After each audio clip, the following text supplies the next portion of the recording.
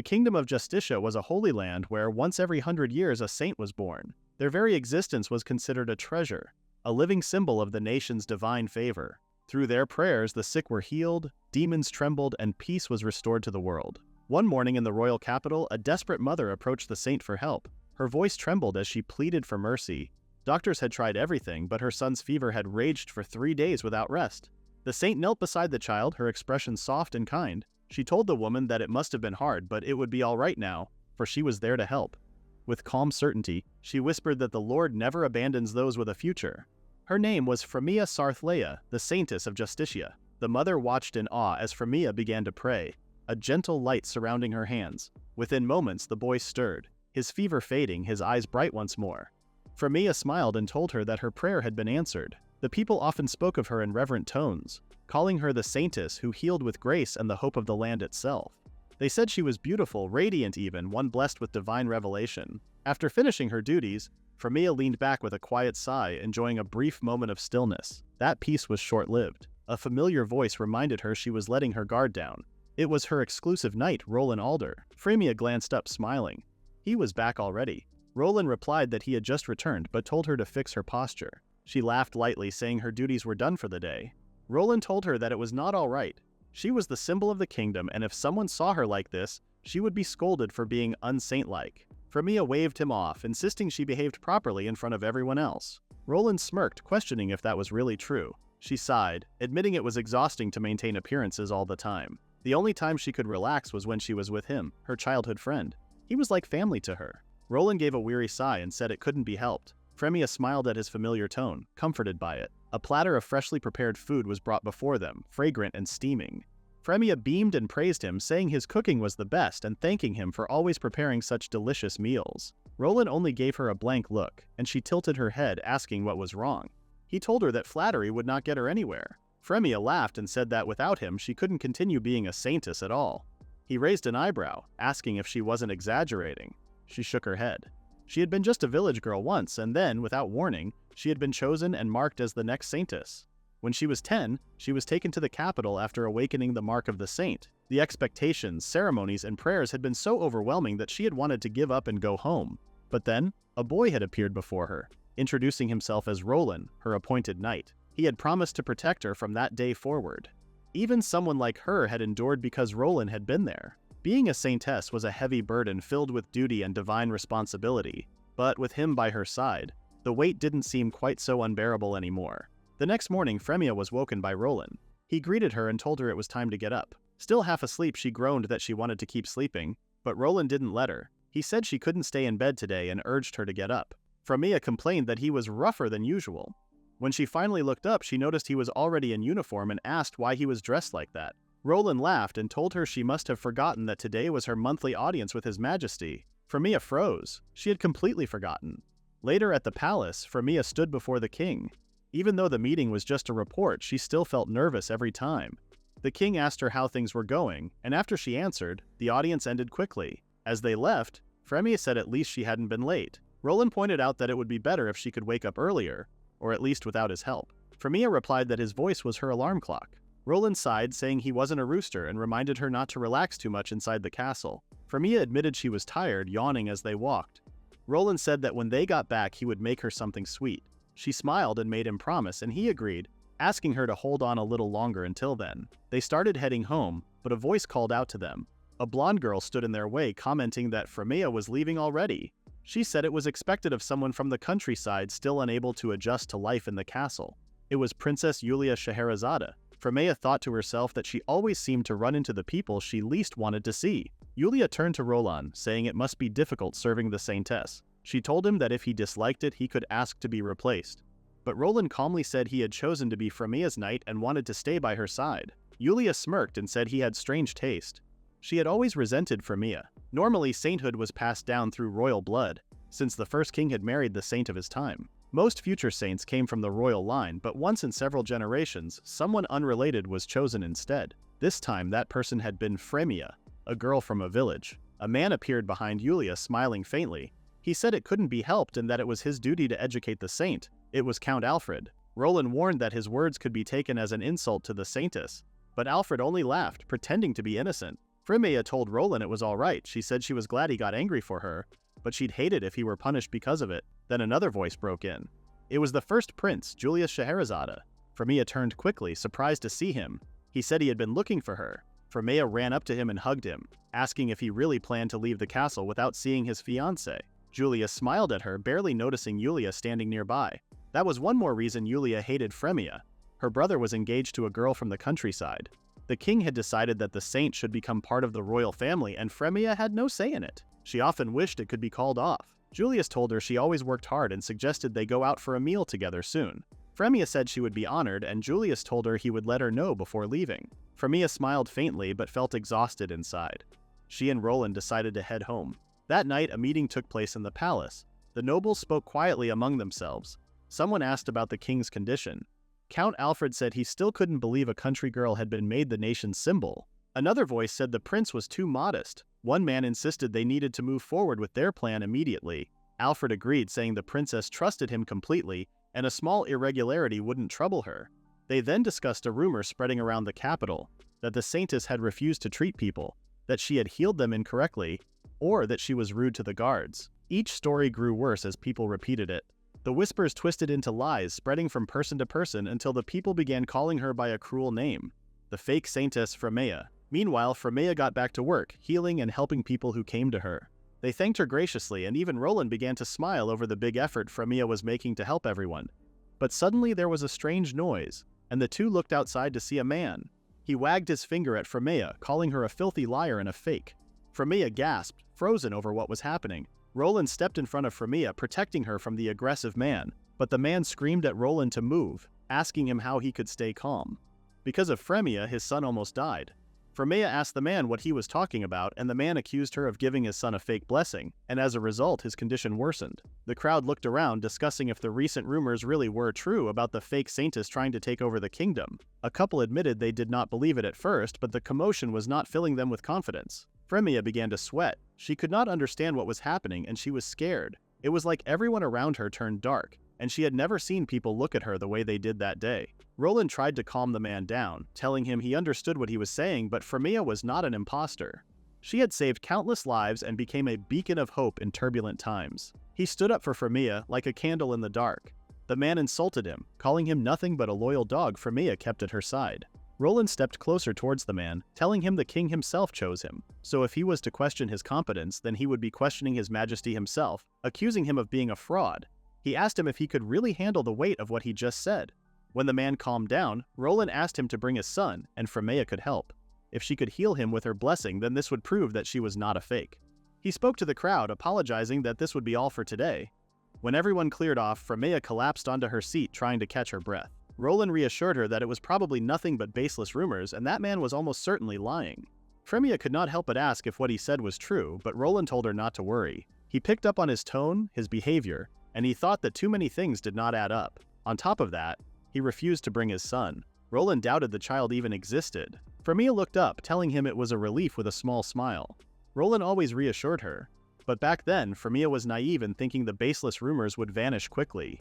It never came into her mind that someone was pulling the strings from behind. Her body felt super heavy the next morning. Roland called to ask her if she was still awake. Frémea sat up and told him he could come in. He asked her if she slept well, and Frémea mumbled that she thought so. At least she woke up before he came to wake her. Roland told Frémea that word came from the castle just now. The king wished to hear from her directly about the rumors spreading in the capital. So Frémea and Roland rushed to the capital, where the king was far from impressed. He asked her about the rumor that was spreading that she was a fake Saintess. He asked her if it was true, and Frémea insisted she was not a false Saintess. She was discovered as a child and brought to the capital. Frémea showed him the mark on her chest as proof. She was not panicking yet, as she had faith the king would understand. Roland also stood up for Frémea, reassuring the king it was only baseless rumors, and Frémea had truly guided and saved countless people. The king told Roland he wanted to believe that too, but it was hard to deny outright. Roland's eyes widened, asking the king what he meant by that, and it was then that Julia appeared with a mark on her chest. The king told him it was the Saintess's mark. Roland told the king that had to be impossible. Only one mark could appear in one era. There was no way two or three could exist. Julia slyly said that this meant someone here must be a fraud. Count Alfred appeared out of nowhere, saying that he recently discovered the princess was under a malicious spell. Although it took some effort, once broken, Julia's mark appeared. He accused Frémea of having some other darker power. She arrogantly thought it made her a saint and leached off the princess's gift all this time. Roland knew this was all ridiculous. These claims were being made with no proof whatsoever. But Frémea was shaken by the claims, asking them what they were actually saying. Julia told Frémea not to play dumb. She said Frémea was a fraud and needed exposing. Another individual was ordered into the room. The same vicious man from yesterday wandered in looking extremely ill. The king explained that this man had been struck by a mysterious illness since yesterday. He told Frémea that if she was truly the Saintess, she should heal his illness and prove her power as a saint. Frémea told the king she would immediately. She knew that no matter the illness, her prayer could heal all. So she began to pray. And to her surprise, the man yelled out in seeming pain. She could not believe it. Julia was smug, telling Frémea this was only more proof she was a fake. She told Frémea to move and she would take over. Julia placed her hand on the man's head and he instantly moaned in pleasure. The king, gullible as ever, decided that it was settled. Frémea looked at him in hysteria. She begged him to wait and said none of this was possible. The king told her he understood her loyalty, but she had served here long enough. He was convinced the true Saintess was his daughter Julia. It was then that Frémea's bleak punishment was announced. She was to be exiled from the capital, and she must gather her things and leave at once. Her title as a Saintess was stripped. Frémea completely disassociated out of fear, which did not help her case. She was told that her loss of color might even further suggest she was guilty.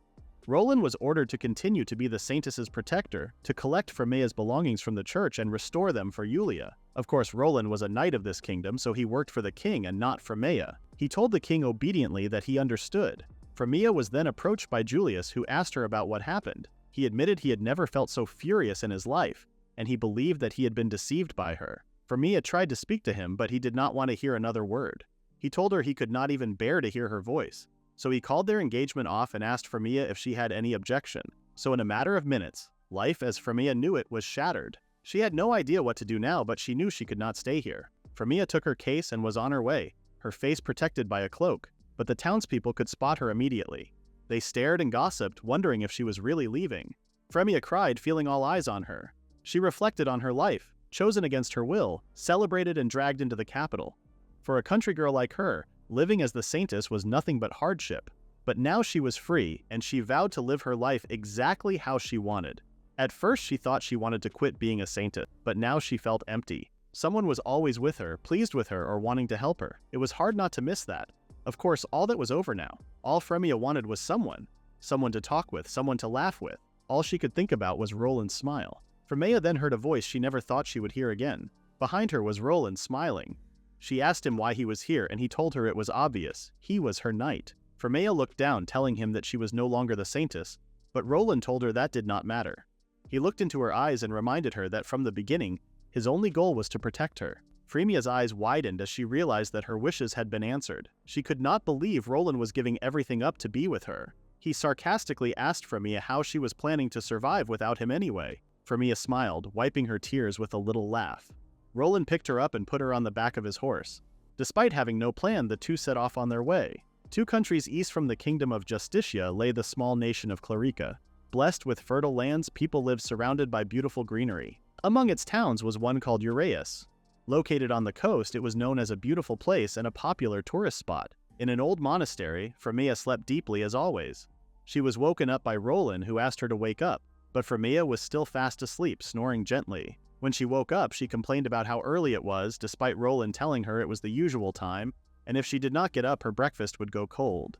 Frémea smiled, knowing Roland's cooking was delicious even when it was cold. Roland smirked, threatening that he would eat it all himself. That was enough motivation for Frémea to get up, asking him to wait for her. Roland chuckled, wishing Frémea a good morning. 6 months after leaving the royal capital, Roland and Frémea had been living together in an old church they found in the town. There were originally plans to demolish the church, but they arrived just before, almost like fate itself. Frémea got dressed in the sister's robe they made for her. It made her look especially saintly.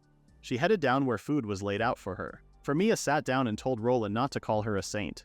She noticed how he would keep calling her that. Roland apologized, telling her it was just a bad habit of his. Frémea thought she was the only saint, but there were others. At least the townsfolk believed that she was unrelated to the capital's saint. Roland told her that was true, and Frémea wondered what kind of people the other saints were. She brought up how she would love to meet them one day. Roland told her when the time comes he would welcome them warmly. Frémea's eyes widened, asking him if he meant welcoming them with some food. She warned Roland to drop the formal speech too, since they were alone together now. But Roland told her that was another hard habit to break. Frémea sighed. When they first met, Roland would sometimes skip honorifics. It was funny, but now she knew that being respected was not a bad feeling. She asked Roland what the plan was today, and he told her he would get ready. The two headed to the church hall where Frémea swept and completed the morning chores. Half a year in, and the place looked cleaner than it ever had. She turned to Roland, telling him when they first came, the place was buried in dust. She found it disgraceful to call it a house of God. Roland smiled, proud that they made it shine again. Frémea noticed how handsome he looked, telling him black really was his color. Roland smiled sweetly, telling her he was still getting used to wearing it. Frémea wondered if it was because the black contrasted with what he used to wear, his knight's uniform. Her compliments made Roland blush slightly, which made him look even more adorable. Their interaction was paused when an older woman walked in, wishing them a good morning. She asked if they were working already. They smiled and wished the lady good morning, asking what brought her here today. Frémea listened to the troubles of the townspeople and healed their illnesses, just like she did before. The only difference was that this time she would do it by choice, not because she was forced to. She smiled as the woman thanked her for helping her with her pain. Frémea stretched out after a long day of healing. She was happy that everything was going accordingly. Roland smiled, telling her well done. Frémea looked at him and asked if he was heading out somewhere, and Roland told her he was going to do some shopping. He asked the lady Saintess if she wanted to join him. Of course, Frémea was thrilled to get out of the house. As they walked through the town, Frémea asked what they were buying today. Roland told her 3 days worth of food plus some repair tools, as part of the altar had deteriorated. Frémea asked if he was going to repair it himself, and they could always hire someone instead. But Roland told her it was too expensive. Life here was not like in the capital where they had support. Frémea began to moan about how far the shops were, and Roland laughed, telling her some exercise would be beneficial. Frémea told him she hardly needed any muscles, as that would just weigh him down more. She jumped into his arms and he carried her the rest of the way. They were warmly welcomed by the townspeople who recognized Frémea. A woman smiled and approached her, saying she had felt a lot better thanks to Frémea's prayer. The woman, who was also the shopkeeper, asked Frémea and Roland what they needed. They were surprised to see her provide them with 2 giant bags of food. She told them both to consider it a gift for always looking after everyone. Frémea and Roland thanked the woman, grateful for the food. When they left, Frémea asked Roland why he always presented himself more formally to older women. Roland told her that he did not think so. It was just that aside from Frémea he rarely spoke to women, so maybe he just did not know how to act. Frémea asked him if that was true, as he was quite popular back in the capital. She asked if any girls spoke to him then. Roland told her that they may have, but he never had long conversations because he stayed by her side. Another villager popped his head out, saying hey to Frémea and Roland. He told them they were looking quite skinny and asked if they were eating properly. Roland told him just enough to stay healthy. The man kindly handed them some croquettes. Frémea thanked him and began stuffing her face. Roland told her to hang on so she did not ruin her appetite for dinner, but of course Frémea had room for that too. The croquette was delicious, and Frémea told Roland that walking while eating did not feel too sinful. Meals were always at the table, but here they had freedom, and she loved that, especially since all the villagers seemed really free and happy too. Frémea was glad she chose this place. Although the journey was long, it felt like they reached the perfect home. Her mind wandered to her life before, how she was bound by duty with little freedom. Still, she lived there so long she could not help but think about it from time to time. Frémea told Roland how she wondered what was going on over there right now. Roland was not sure, but they were far so no news would reach them. They smiled, knowing none of that mattered anymore. Roland looked down at all the things they had accumulated between shopping and freebies. Frémea offered to help him carry them, but he told her it was fine. Frémea frowned, asking him if that was a jab at her weakness, before her mind drifted to her old home and what happened to that church. Back in the capital, hell was breaking loose. A knight stood on constant duty outside the church where civilians begged to see the saint, but each time they were told she was too busy for constant visitors, especially balancing being a saint with being a princess too.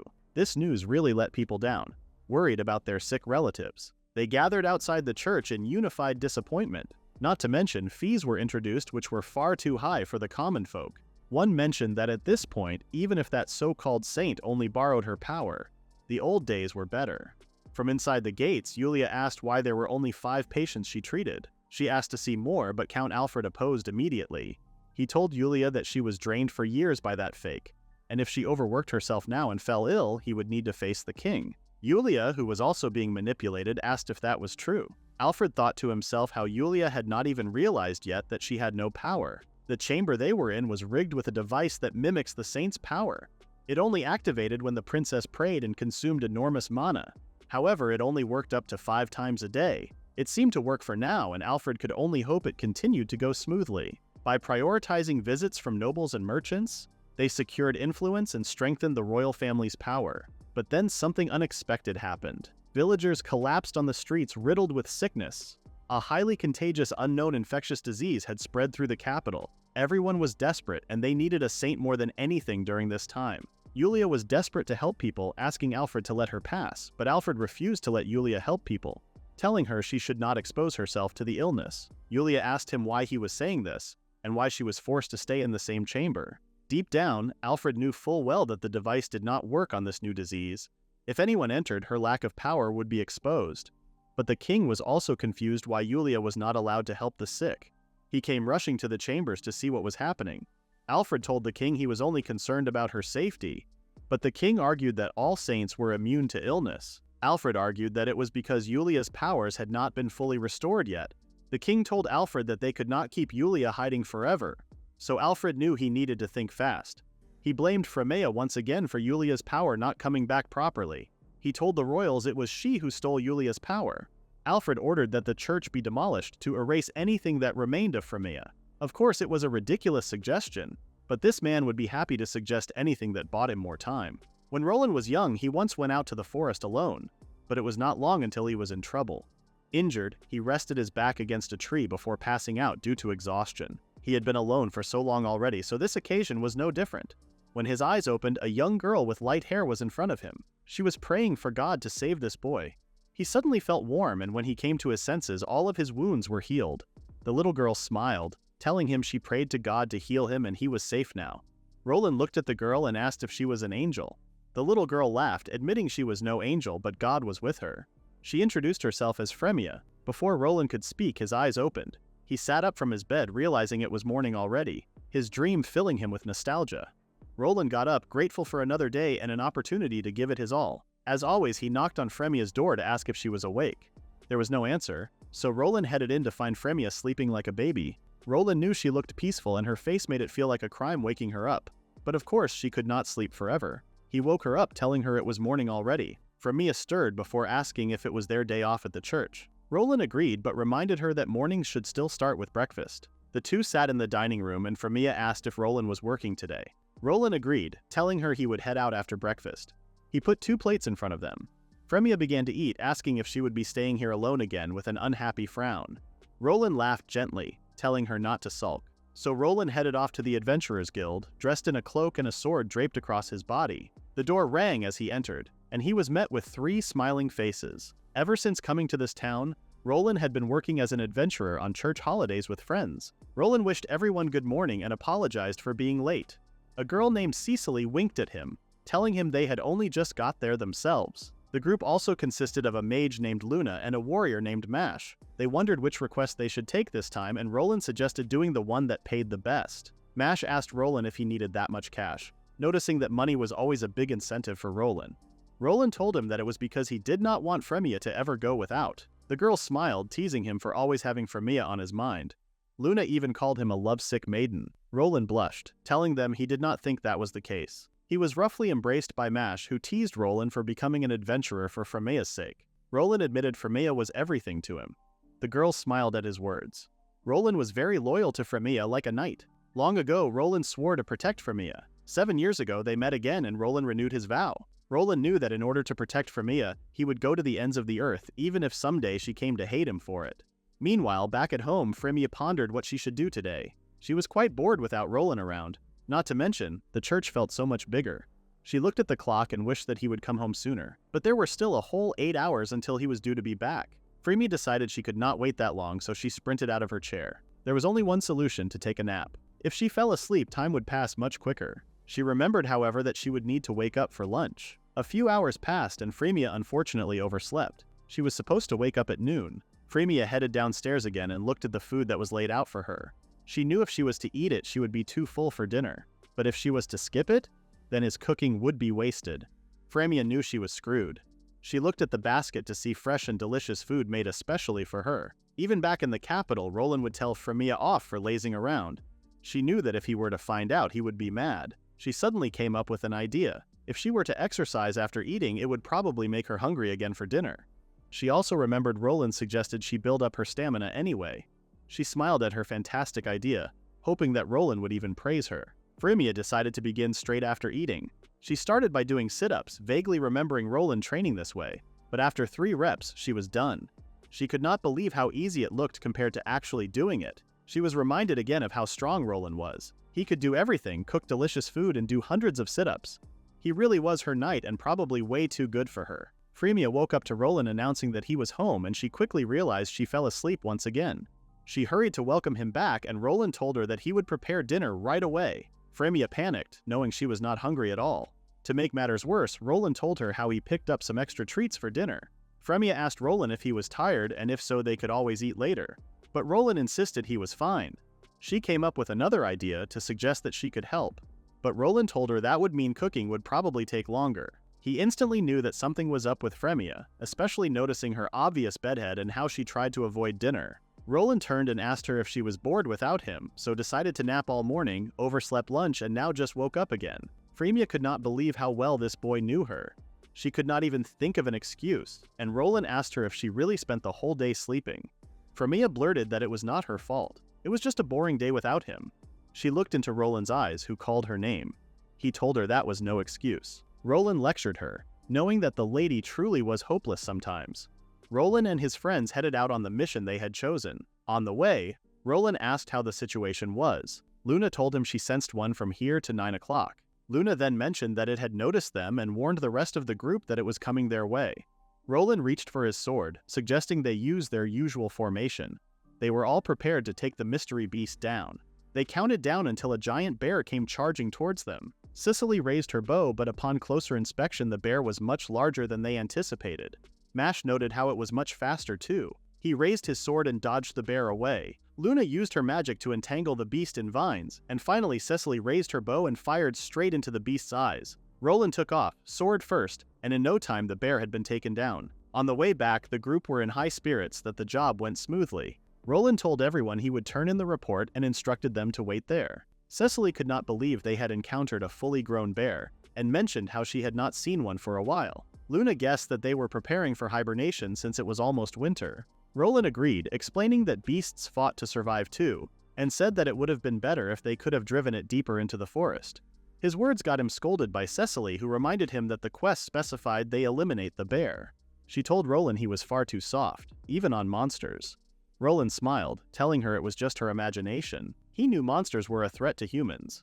Cicely teased that the only person he was soft on was Frémea now, and Roland told Cicely not to tease him, but she continued to ask what he liked about her. Roland blushed, asking what was with all the questions, but Cicely said she was only curious. Did Roland like how Frémea looked, or was it more her character and how she helped others? Roland corrected Cicely, telling her he was not by Frémea's side because of shallow reasons like that. Cicely told him there was nothing shallow about what she asked. She wagged her finger at him, and Roland eventually asked if it really looked that way to them. The girls told him it was totally obvious. Roland looked down, embarrassed that they had figured him out. Cicely smiled in satisfaction now that Roland had finally opened up a little. She punched his chest teasingly before telling him he was actually pretty bad at relationships. He had been quite standoffish at first, after all. Roland explained that he just did not really know how to handle feelings people directed at him. He sighed, but of course the girls had more questions. They asked again what he liked the most about Frémea. Roland paused before asking what they gained by asking noisy questions like that. Cicely looked at him like he was talking nonsense, telling him that love talk actually fuels a girl's soul. Roland knew he could not escape this time. He accepted that Cicely would not give up, and she begged him for all the details. She told him he would feel better expressing his feelings. Mash returned and swung his big arm around Roland, apologizing for keeping them waiting. He passed Roland a bag of coins, congratulating him on his good work. Roland smiled and knew that was his cue to leave. He smiled and waved goodbye to the girls, who were livid that they had gotten nothing out of Roland once again. Mash stroked his hair, saying that if there was one thing about Roland, it was that he never changed. The girls groaned at Mash for ruining the moment, but Mash was none the wiser. The next day, Roland and Frémea got up and dressed. They decided to do their best today as always. The church door opened and they prepared to welcome their first visitor. It was Cicely. Frémea smiled warmly, but Roland looked like he wanted to kill his friend for dropping in. Cicely rushed over to Frémea asking how she was. Frémea told her she had been busy as always. Roland asked Cecily what she was doing there, and Cecily asked if she was banned from visiting Frémea. Frémea blushed, touched that Cecily wanted to be her friend. The two girls hugged and Frémea smiled. Back in the capital, she could not really have any friends aside from Roland, of course. Roland told Cecily they had duties today. Cecily suddenly remembered that she had business to attend to with Roland, and Frémea asked what it was about. Cecily told her they needed to finish yesterday's conversation. Roland smiled and asked Cecily what she was talking about, but Cecily hissed at him, asking if he was playing dumb. If that was the case, should she remind him of the entire conversation from the beginning? Roland miraculously remembered that he needed to buy something. He told Cecily to stay with Frémea while she worked. Roland hurried off once again, and Frémea found it cute how flustered he was today. Cecily sighed, telling Frémea something about Roland getting away once again. Frémea asked what they were really talking about, and Cecily told her it was a secret. Of course, this only made Frémea want to know more.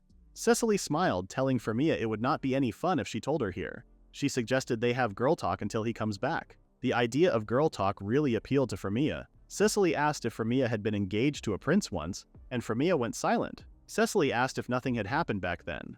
Would it have ended in marriage? Frémea had told Cecily about life in the capital before. She said she thought they would have married, which made Cecily ask if she liked the prince. Frémea told her that she did not dislike him, but other than that she was not sure. Of course, Julius was kind, handsome, and perfect inside and out. He was the man most girls would dream of. But his final words were so cold and it hurt her a lot. Frémea admitted she had been drawn to him, but now she did not know anymore. So that meant it definitely was not love. Cecily smiled, satisfied with the answer she wanted. She asked Frémea what her type was. Frémea looked at her, asking if she meant in terms of men. Cecily nodded enthusiastically. Frémea struggled to answer since she had never thought about that before. But Cecily was desperate for an answer. She told Frémea to describe her ideal man off the top of her head. Frémea suggested she would like someone who puts her first, someone kind and strong, and someone taller than her. She added she would like someone she is never bored with, who would make every day fun just by being there. And of course, someone whose presence feels natural, like they belong by her side. Cecily could not help but smile, knowing Frémea was certainly describing someone they already knew. She cooed at Frémea, who said someone like that was quite hard to find. Cecily's smile dropped as she wondered if Frémea was really that blind. She wondered if Frémea seriously did not realize, and if so, then this might take a while. Frémea laughed, telling Cecily she was a pretty weird girl. The next morning, Roland wished Frémea a good morning. He came into her room with a big smile on his face, pulling her curtains open. Frémea began to wake up, noticing immediately how cold it was. Of course, the seasons were changing, but today it felt especially cold. Roland told her to come and look outside, and that would explain why it was so chilly. Frémea looked out of the window to see a winter wonderland. It was her first time seeing snow, and she thought everything looked so white and beautiful. She just could not believe that it piled up this much overnight. Roland looked around as they stepped out, describing it as if the whole town had put makeup on. Frémea asked him what they should do now, and Roland told her that he was planning on doing some shopping today, but now he was not too sure. Frémea insisted that they should go anyway, and Roland eventually gave in. He thought it would be fine as long as they watched their step. Frémea smiled, noticing that Roland was just as excited about the snow as she was. So it was decided that they would get dressed and head out for the morning. When Frémea stepped out of her room, Roland told her she would end up catching a cold dressed like that. She wore her cute dress with a little cape and cap, but Roland was far from impressed. Frémea reminded him she was a saint, so she would not catch a cold. Roland asked if she was joking. Frémea told him that a saint is always surrounded by a blessing of healing, so colds, illnesses, or even poison did not affect her. Roland's eyes widened, realizing she had a point, but Frémea snarkily told him that she should be more worried about him. Roland smiled as he looked into Frémea's eyes. He told her that he would be fine, but Frémea called him naive, knowing full well that even the strongest body can still fall ill. Roland smiled, telling Frémea that with a lady Saintess by his side, he had nothing to fear. Frémea's eyes widened as they gazed at one another. Had Roland really just admitted that he relied on her? The two headed out into the village, and Frémea was very happy to see the snow. Even just the sensation of walking in it was fun. Roland laughed, telling her not to get too excited or else she would slip. But Frémea turned to tell him that if she did, she was sure he would catch her. But something did catch their eye that morning. The village was eerily quiet without a single person in sight. They wondered if the shops were closed because of the snow, but even that would not explain the ghost town-like feeling. They both wondered if something happened. Roland approached an old man who was on the street to see if he had any knowledge of what was going on. The man smiled, telling them that a nasty flu goes around at this time of the year. He explained that it was a brutal illness, fatal to kids and the elderly too. This year it was especially contagious and spread really quickly, so no one wanted to risk it. Frémea understood why the town was so quiet, especially if there was an epidemic. The old man also told them that there were no doctors around here either. Frémea had also noticed fewer people coming to the church lately too. She turned to Roland, who told her he understood. Frémea looked at him, shocked he could predict what she was going to ask. She smiled at him, telling him it was as expected of her knight. Roland and Frémea worked hard to gather everyone who was poorly. They sat in the church, which made Frémea happy. She did not think they would have a big turnout with what was going on. She thanked everyone for coming and reassured them they would be all right, before holding her hands together to pray. She started by saying that as long as she was in this town, she would not ignore anyone who was sick. A brightness came from her palms, and the patients commented on their bodies feeling lighter and their fevers disappearing. They could not believe Frémea was this good at healing and thanked her sincerely. When the session ended, Frémea looked at Roland with a smile. She told him that this should bring light back into this town. Roland agreed, but he expected nothing less of the Lady Saintess. He did tell her that this meant the entire town now knew who she was, but Frémea was fine with it. She had been a saint her whole life, and that was not something that would change. What mattered the most to Frémea was seeing people happy. That was the greatest reward. The next day, heavy rain fell. Roland commented on how it appeared it would not stop anytime soon. Frémea guessed this would mean no one would show up at the church today, and Roland explained someone may if it was urgent. But Frémea relaxed, doubting it. Roland smiled, telling her that it was nice that it was just the two of them. Not to mention they did not need to go out after receiving a pile of thank you gifts from Frémea's healing session. Frémea turned to Roland and asked why he did not sit down, but Roland told her that he needed to be ready if someone was to come in. In that moment, a young boy entered. He smiled at Frémea. Frémea said hello to him and instantly wondered what the little boy was doing out in the rain, all alone. As far as she could see, it did not look like he was in major trouble. Roland asked him if he came all alone, and the boy said yes. He had a request for the Lady Saintess. Frémea smiled, asking him what it was. The boy told Frémea desperately to please stop the rain. Frémea's eyes widened. The little boy pleaded for Frémea to take a look at his book, which he pulled out of his pocket. Frémea took a look to see the book filled with stars. She asked the boy if they were shooting stars, but Roland told her it was actually a meteor shower. The boy smiled, telling them they should be able to see them fly over the town tonight. Once in this town, when it was cold and snowing, countless shooting stars fell in the night sky. The townspeople would gather in unified prayer as the stars fell. It was a tradition where they would wish for happiness in the coming year. The boy told Roland and Frémea that he watched it with his mother last year, and they promised to watch it again this year. The boy's eyes began to water as he explained that he and his family would be moving soon because of his father's work. He told them this year would be his last year seeing the meteor shower. The boy burst out in tears, and both Roland and Frémea knew the chances of the rain stopping would be slim. But the boy was desperate, hoping Frémea could help him. Frémea smiled, thinking of how the boy had such a straightforward and pure wish. She told him she understood why he was upset. She wanted to help him, but she knew that she could not get the boy's hopes up. The only thing that she knew was healing. She did not have the power to control the weather. She apologized to the little boy, who looked up, wishing that something could be done. He asked her if it was impossible, even as a saintess, to stop the rain. Seeing his disappointment brought back a lot of unpleasant memories for Frémea. She remembered being called an imposter and a fake saint. She turned around to find that Roland had a hand on her shoulder. He told her that it was all right and they would find a way to grant the wish. The boy's eyes lit up, and Roland told him to make his way back home. He did not want the boy's parents worrying about him. As soon as he left, Frémea freaked out, telling Roland she did not have the type of power to change the weather.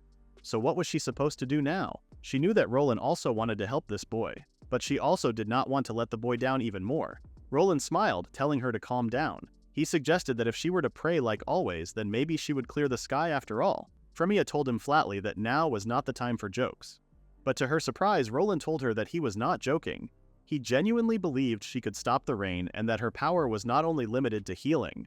Roland recognized that Frémea had a calling to help people, so this was within her power. He smiled at her sweetly, believing that she could do it. Frémea's eyes widened. She got this feeling inside her. When Roland told her she was capable, she genuinely felt like she could do it. She agreed that she would ask God and wish for the rain to stop. But that was all she could do. So that morning, Frémea got on her knees and prayed for the boy and all his precious memories in the town. She wished for a sky full of stars and a night of meteors to come to him. Roland watched Frémea praying and he thought to himself, in a small distant town, most people did not know much about the power of a saint. He knew he needed to eliminate even the smallest seeds of doubt to avoid what happened in the capital happening here. Roland began to walk out in the rain, determined to not let what happened in the capital repeat in this town. He found a spot and knew it would do. Memories of Frémea as a child flashed in Roland's mind. He was driven by his oath to protect her, which meant that the power he had was also part of the saint's power. And in that moment, Roland proved that he was not just a mere protector of the saint, but a spiritually gifted person too. He held his hand to the sky, calling for lightning. A flash came from the sky. Roland looked up, surprised how powerful the lightning was. He used to handle it better, but because his mana was diluted, controlling it was more difficult. A few moments ago, Frémea prayed for the rain to stop. She thought of the shooting stars and wondered if they could grant her wish ahead of time. So she prayed for the stars to carry her wish to the heavens and for the Lord to hear the pure wish of her young brother. There was a sudden flash, and Frémea instantly noticed that the sound of the rain stopped. Was her wish really granted? Frémea looked out of the window to see a clear sky. She called for Roland in joy, asking if he saw the flash too. But when she got up, she saw that Roland had disappeared. He called her name and returned to the church soaking wet. Frémea rushed over, asking him what happened. Roland smiled sheepishly, telling her that he went out to check if the rain was due to clear. He smiled, telling her that it did. Frémea looked down, still thinking that it truly was not in her power. Of course she prayed, but she did not have the ability to change the weather. But she knew something unknown definitely did help them, and the flash proved that this could be a miracle. Roland smiled. He was glad regardless of how it happened. They knew the boy would be thrilled. That night, Roland and Frémea went outside of the church to see the stars falling across the night sky. Frémea looked up in pure mesmerization over the night. She knew she would remember this for the rest of her life. When it finished, Frémea was sad. She was so impressed she forgot to make a wish. But she remembered that her wish was actually granted ahead of time anyway. She turned to Roland to ask him if he made a wish too. Roland looked at her surprised, and Frémea told him that he did not talk about himself much at all. She was curious as to what he wished for. Roland closed his eyes, pretending to think. He then opened them to be met with Frémea's eyes. His wish had already been granted, so he told her he did not need another one. Frémea looked at him in confusion. Meanwhile, a strange girl looked up to the sky from the bushes. She felt this mana and wondered if it could be Wakasama. The following day, the rain resumed like nothing had happened. Frémea looked out of the window to see nothing but gray. She was so bored today it was starting to dishearten her. Roland smiled, asking if she wanted lunch early to cheer her up. Frémea instantly smiled, telling Roland she would leave it to him. She suddenly heard a noise, or a meow to be specific. She turned to see a cat which found its way into the church. It was soaking wet. Frémea gasped, rushing towards it. She asked Roland to quickly grab a towel. Frémea petted the cat dry with a towel, asking Roland if he thought it was a stray. Frémea looked at Roland with cute eyes before asking him if they could keep it, but Roland instantly said no. He asked her if she noticed the collar around the cat's neck, which probably meant it was someone's pet. He told Frémea they should try and find its owners. Frémea knew it was true. She was so distracted by how cute the cat was that she did not realize it had a collar. The cat meowed again. The rain was still pouring down outside, and Frémea asked if the kitty could stay with them until the rain stopped. Roland smiled, telling her he did not see why not. Frémea thanked him with a big smile. She looked at the cat, telling him it could stay with her for a little while. So Frémea spent her day playing with the cat, really enjoying his company. Roland, on the other hand, seemed quite distant and distracted. A few days passed and the rain finally stopped. Roland told Frémea that the skies were back to normal. He held up a small basket, telling her he would go out and look for the cat's owner right away. Frémea agreed, but of course she was sad. She would miss the poor kitty dearly. She pulled it in for one last squeeze. Frémea knew that as much as she would miss the cat, the owners must be worried sick. She told Roland she wanted to help him in finding the owners, but Roland warned her he was planning to walk all over the town. Frémea insisted she would be fine with that. So the two set off, asking people if they recognized the cat. But most people said no, and some even mentioned how they wanted to take it for themselves. Frémea began to stress out with no luck in finding the owners. Frémea wondered if the cat could have been abandoned. Roland told her if that was the case, then they needed to try and find the cat a new home instead. Frémea thought to herself before asking Roland if it could be that he was bad with cats. She confronted him for avoiding the cat this whole time. It was so cute, but Roland did not even touch it. Roland told Frémea that it was not that he did not like it or anything. Frémea told Roland if that was the case, then she had something she wanted to ask. Of course, Roland knew what that was going to be. Frémea insisted she would take full responsibility for the cat and pleaded for him to let her keep it at the church. Of course, she knew that she could not just let her go. If she could have the cat as her pet, it would make her really happy too. Roland eventually gave in, telling Frémea that he could not really say no with the face she was making. Frémea smiled, overjoyed they were keeping her. She knew she needed to come up with a name, but she could not think of anything on the spot. Roland suggested they call the cat Cheshire. The kitty meowed in approval. Frémea smiled, and it looked like they had their answer. She held Cheshire up and told her it was nice to meet him. So the three returned to the church where Cheshire slept on Fréméa's bed with her. But suddenly he woke up and wandered down the hallway into the kitchen. Roland was there, fixing some garments late at night. He saw Cheshire slip through the door, asking her what she was doing here. And suddenly Cheshire began to grow until she transformed from a cat to a creepy-looking cat girl. Roland freaked out, but the cat began to cry. She told Roland that he must have noticed it was her and she was dying to see him. She embraced him in a warm hug. Roland told Cheshire to get off, but she continued to say she had been searching for him forever. Roland told her he understood, but she needed to calm down. The kitty girl climbed off him and told him she was calm. He asked about how she managed to find him, thinking he was officially dead to everyone. Cheshire told him that was what the others thought, but she never stopped believing Wakasama was definitely alive. She told Roland how she felt a faint trace of his mana and followed it. Roland thought that could have happened when he went outside to try and stop the rain.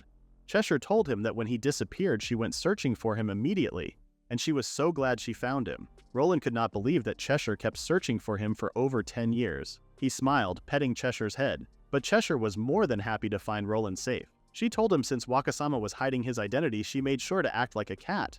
But of course it hurt that he was keeping his distance. Roland apologized. He knew he did not want Frémea finding out too much and he wanted to tell her after some space. Cheshire asked Roland what he had been doing all this time, and Roland looked surprised she was asking. She instantly got the feeling that Roland had been through a lot, but from now on she wanted to help him. Not to mention Frémea saved her too, so she would protect her too. Roland smiled, knowing it would be reassuring having someone else around to watch over Frémea when he was not. So Cheshire asked Roland to let her stay by his side, and Roland smiled, letting Cheshire know that he already planned to. He told her that Frémea liked her too, and Cheshire asked if that was the reason why he was letting her stay. The following morning, Roland headed off on his adventure, and Frémea told him to be careful. She promised not to nap all day, especially since she had Cheshire to keep her company now. Cheshire meowed from Frémea's arms. When he left, Frémea placed Cheshire on her lap, asking her if she knew where Roland was going. She explained gently that Roland was out adventuring.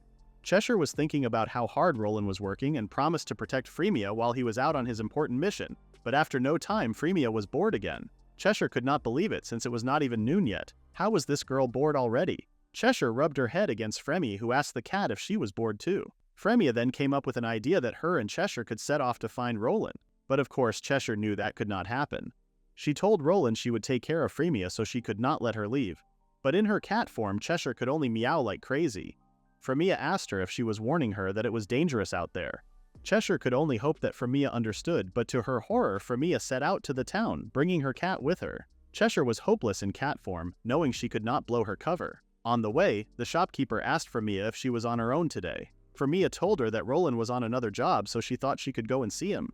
The shopkeeper handed her some tea and Frémea thanked her. As Frémea walked, Cheshire noticed that Frémea and Roland really were loved in this town. She was happy that they had found a home.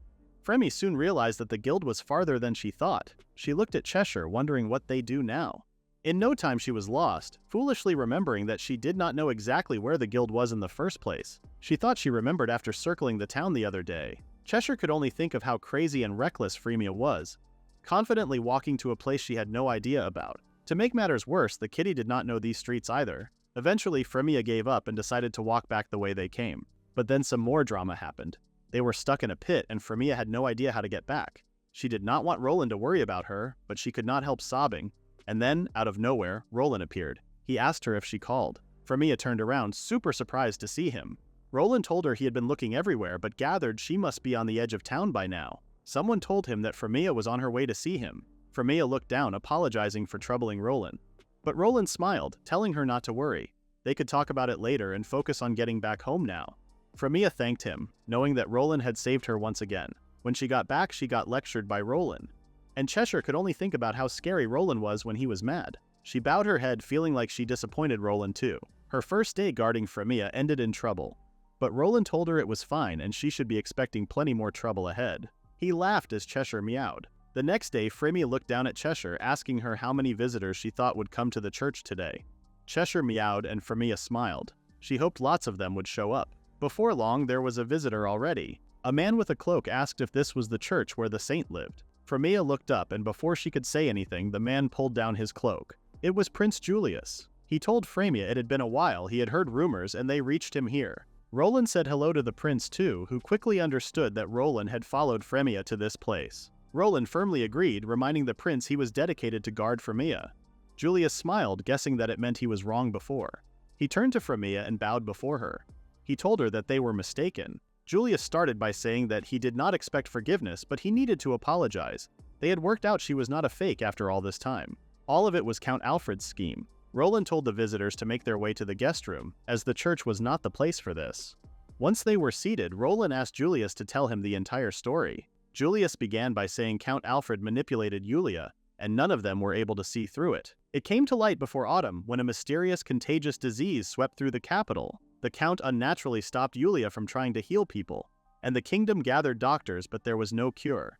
The death toll climbed as time passed. The king and Julia broke free from the Count's restraint and tried to perform a healing prayer independently. But the outcome was inevitable, because the only fake Saintess was Julia. Alfred disappeared after that, and of course Julia lost the public's trust. Because of the royal family's foolishness, many died, and as a result his father became ill from the stress. When Julius had finished, Roland asked him if the reason why he traveled all this way was to apologize to Frémea. But Julius admitted that there was another reason.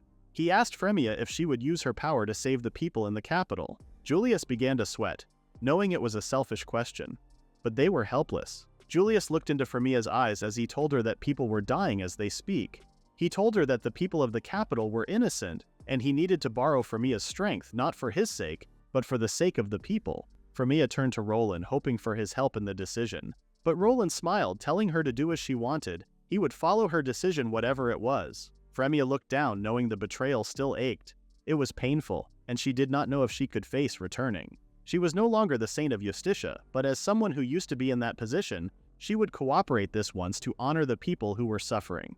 So Frémea and Roland headed back to the capital in the royal carriage. When they arrived in the familiar streets, Frémea could not believe she was back. She looked down, knowing it was just temporary, and once it was done, they could return at once. Roland agreed with her plan, and they both looked around the empty streets. They could not believe that a place that was once so lively could end up like a ghost town. Frémea turned, expecting to see the old church she once called home, but the church had gone. Frémea looked down in sadness. How could the church be wiped away so easily? Roland turned to reassure her.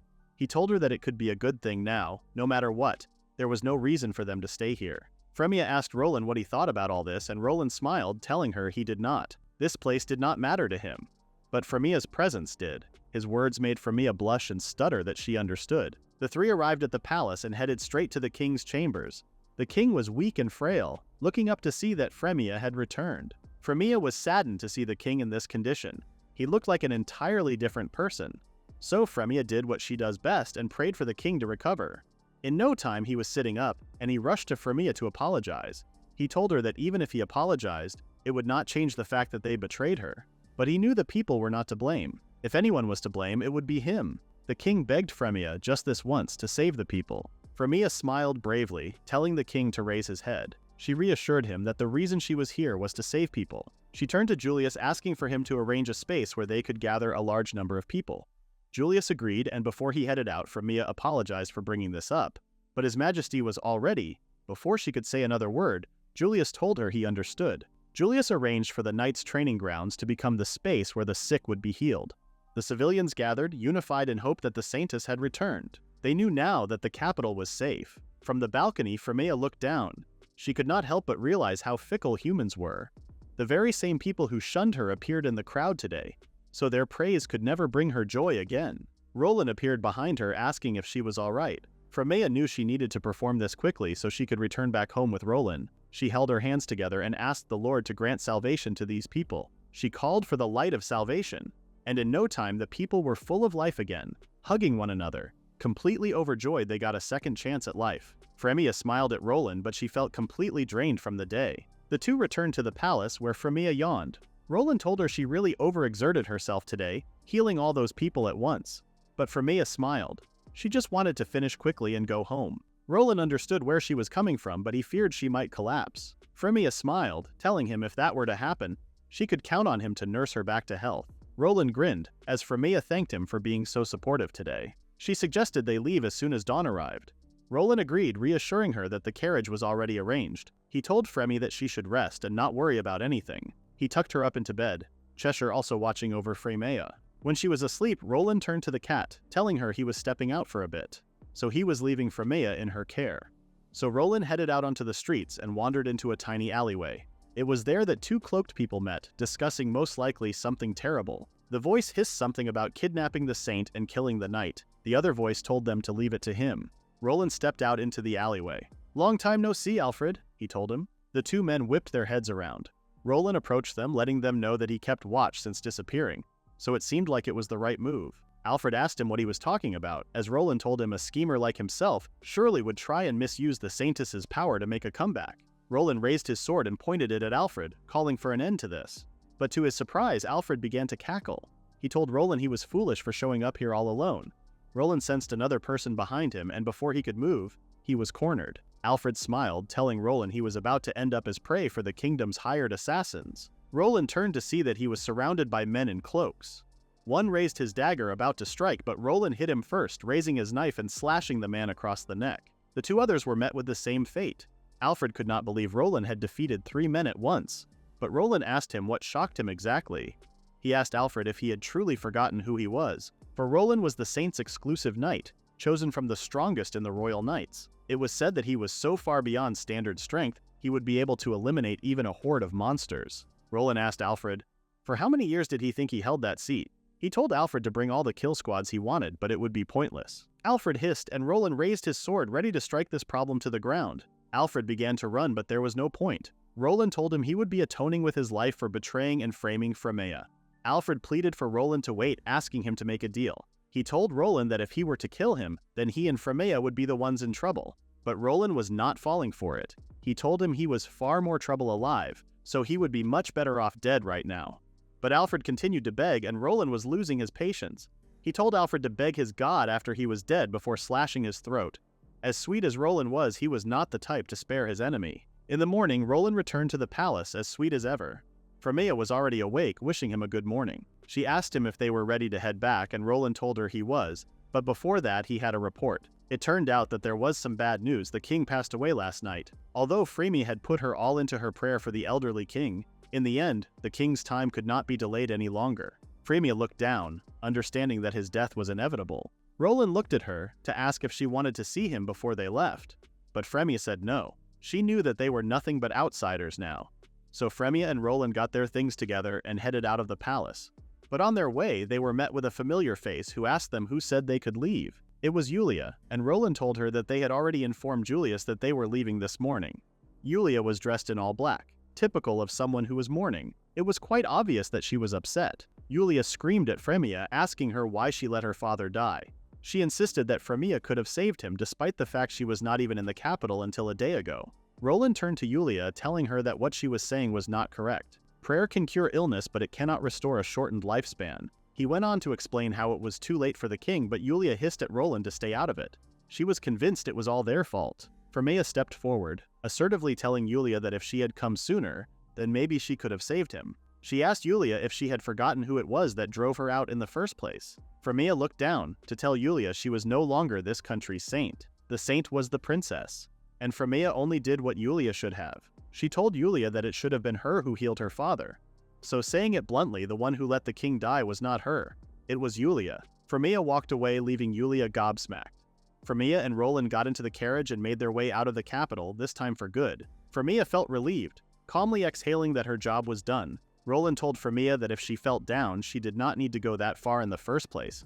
But Frémea told him she meant it. She knew that the count who framed her was at fault, and she sympathized with Julia to some extent, but she reaped what she sowed. Frémea told Roland this was her line in the sand, and it was her resolve to never go back there. She asked him if that made her a failed saint, but Roland disagreed completely. Frémea asked him if they were currently on the same road they took when they first left the capital. Roland told her the carriage was taking the shorter route, asking why she was interested. Frémea remembered a view she had from the last journey. A river, a sweep of forest, and a lookout that stretched to the horizon. She never forgot that view. But if they were on another road, then so be it. Everyone was waiting for them at home anyway, something that excited Frémea greatly. A few days of traveling passed. The journey was pretty long, and the two had to take occasional breaks to eat. Of course, Frémea took any opportunity she could to nap, but Roland, he was wide awake almost all the time. Frémea shouted at Roland for not getting any rest, but Roland smiled back, telling her he knew. Frémea could tell from his face that he knew, but still was refusing to sleep. He always put Frémea first, and she worried it would come at his own cost one day. Roland turned to her to ask if she was okay. He noticed her clinging onto his jacket for dear life. Frémea apologized, telling Roland that the road was just bumpy. She laughed, telling him he was not kidding when he said this route would be faster. But Frémea looked around and got a strong sense of nostalgia. She asked Roland if they had ever passed through this place before. Roland smiled, admitting to Frémea that he decided to make a tiny detour. He told Frémea to look out of the window.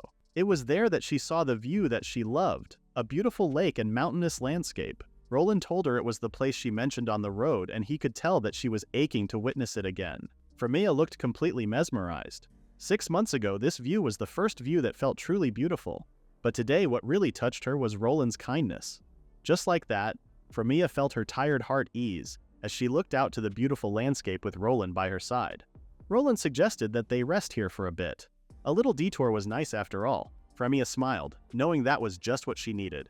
So the two got back to their town a day later than planned. They were met by all of their friends and the children too, who welcomed them home with big smiles. Of course, the long journey was tiresome and the past week had been beyond draining. But for some reason, Frémea felt more than ready to start fresh the next morning on her usual saintly duties. Frémea was informed first thing that there was a huge new festival coming to town. It was the Flower Festival. Cecily told her that when spring gets close, these trees here bloom with pink flowers. They are rare, and you hardly see them in other countries, so tons of tourists come just to see them. There were also stalls under the blossoms, events, and all kinds of buzz. Frémea was super excited to hear of the event, and Cecily told her she should go with Roland. Frémea looked down, thinking about the idea. Back in the capital, she only ever watched from the church. She decided that she would ask him later. Cecily went outside to then speak to Roland. She suggested that he and Frémea should enjoy the day, passionately trying to get them together. Roland stuttered, and Cecily asked what was with the hesitation. A festival date was the perfect opportunity for them to get closer. Roland admitted that he appreciated Cecily coming up with this idea, but Frémea wasn't too great in crowds. But Cecily let him know she had already spoken to Frémea, and she liked the idea. Hearing that, Roland's eyes lit up. He knew that if Frémea said she wanted to go, then he had no reason to refuse. Cecily also let him know how Frémea was planning to ask him first, but maybe he should ask her out instead. Cecily thought the whole plan was perfect, especially considering Roland and Frémea felt the same way. She ushered him to just do it, and Roland eventually agreed. He set off on his way home, meeting Frémea at the door. She welcomed him back with a smile before telling him how she had heard something from Cecily earlier. It was then that Roland knew he needed to hurry up. He asked Frémea if he could go first, and Frémea asked what it was, confused. Roland told Frémea how there was a festival in town and he wondered if she would like to go with him. Frémea's eyes widened, and Roland asked her if she was alright. Frémea told him how what he said was a coincidence, as she was just about to ask him to the same event. She smiled from ear to ear, super excited. Roland was too. They looked outside the window to see that the weather was really beautiful. Roland thought to himself that it must be because Frémea was such a good person. Frémea told Roland that the festival was on the tree-lined street at the edge of town and they should hurry.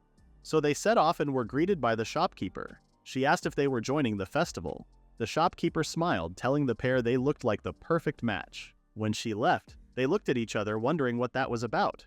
Roland looked around, seeing how lively and beautiful the festival was. The flowers were just as expected. Roland told Frémea they should make the most of the day, and Frémea looked at him suspiciously. It was rare hearing him say that, but Roland knew it was important to let loose sometimes, considering they were always working. Another man greeted them, and Frémea noticed that they were getting approached a lot today. The man told them that since they were there, they should try his stall out. It was a love fortune. The festival was all about love. Frémea and Roland's eyes widened. It turned out that the flower had no name. The adventurer who first found its parent tree and brought it from the far eastern continent never named it. The man continued to say that the adventurer famously quoted, "I could see myself living in that forest." The flower's pink petals were the same color as his late beloved wife's hair, and he must have felt it was fate, feeling what love felt like again. Since then, people called it the love flower. So supposedly couples who joined this festival fell into everlasting love and stayed together for life. Frémea and Roland gasped. Roland then realized that this was why everyone was so sweet to them. Cecily must have set him up. He looked at Frémea, who looked just as confused and didn't know what to think of her reaction. The crowd seemed to grow, and Roland asked Frémea if she was doing okay. She reluctantly said yes, but then pulled out her hand. Roland grabbed it, telling her he didn't want to lose her in the crowd. Frémea blushed, and eventually, her hand relaxed. Roland prayed that he could stay by her side forever. A few days passed, and Frémea opened the door to almost be blown away. She told Roland the wind was crazy, and he said at this rate all those blossoms might blow off. Frémea told him it was a shame. They were so pretty but fell so fast. Roland told her that was true before suggesting that they go again together next year. Frémea blushed again. She felt weird recently.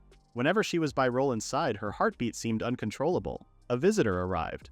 A young girl who was instructed to take a seat. The girl told Roland that she had brought something for him, and he looked at her in confusion. The girl handed over a basket, telling him she had baked him some cookies. There was also a letter for him, and the girl instructed him not to read it here, but instead when he was alone. Roland turned to Frémea after the girl left and told her they should get back to work. Frémea looked down, feeling her chest start to hurt. She completely went blank even as they sat for dinner. When Roland asked if she was okay, she seemed to snap out of it. But deep down, she couldn't stop thinking about the letter. So she asked Roland if he had read the letter yet. She asked him what it said, and Roland told Frémea he couldn't tell her since it was addressed to him. He added that the girl requested for him not to tell anyone, including Saintess. Frémea was kept awake all night. All she could think about was the letter.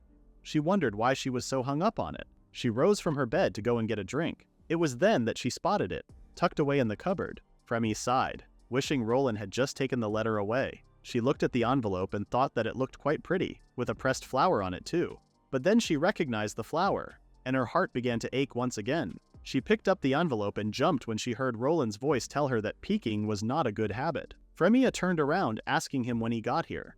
He told her just now that he needed to use the bathroom and sensed someone in the kitchen. Frémea looked down, ashamed. She asked him if it was a love letter that he had received. Roland smiled, asking Frémea if she read it after all. Frémea nodded, and Roland told her if she had read it, then that was that. Frémea asked him if he was mad, and Roland said no, admitting he was careless too.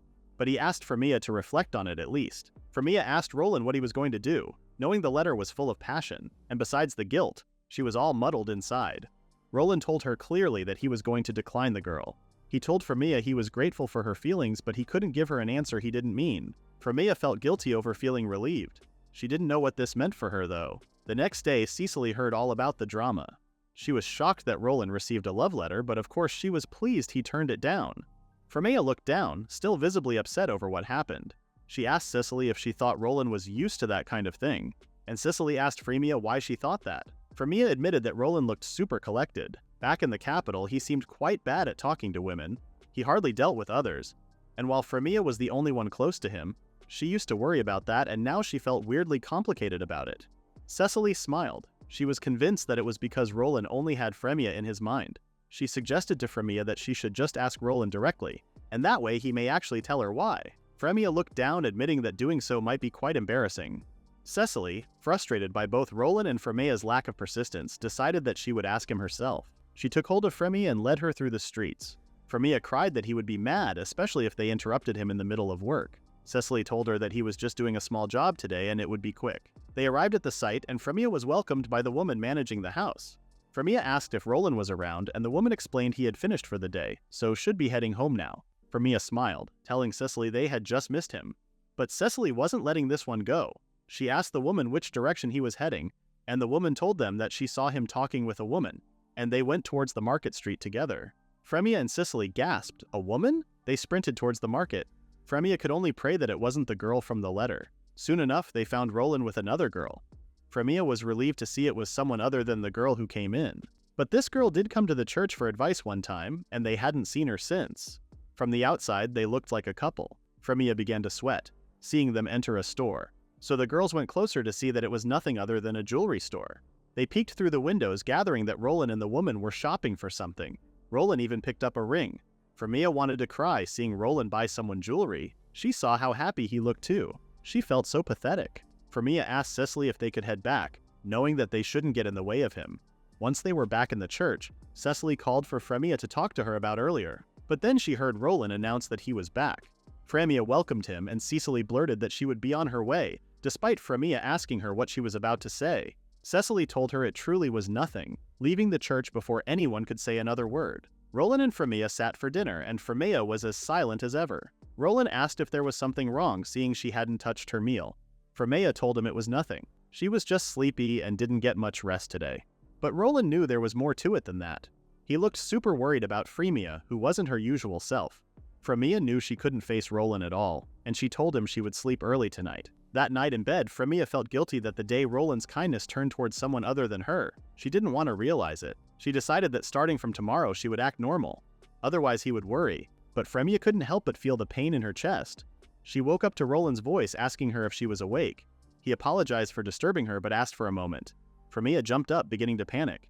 She asked him what it was, and Roland announced that he had something he wanted to give to her. He handed her a box and told her he was meant to give it to her tomorrow, but he hoped it would lift her spirits now. Frémea opened it up to see a beautiful necklace. Roland told her it was a present for her, explaining that she might not remember, but tomorrow marks exactly 8 years since he became her knight. Frémea smiled, realizing it was true.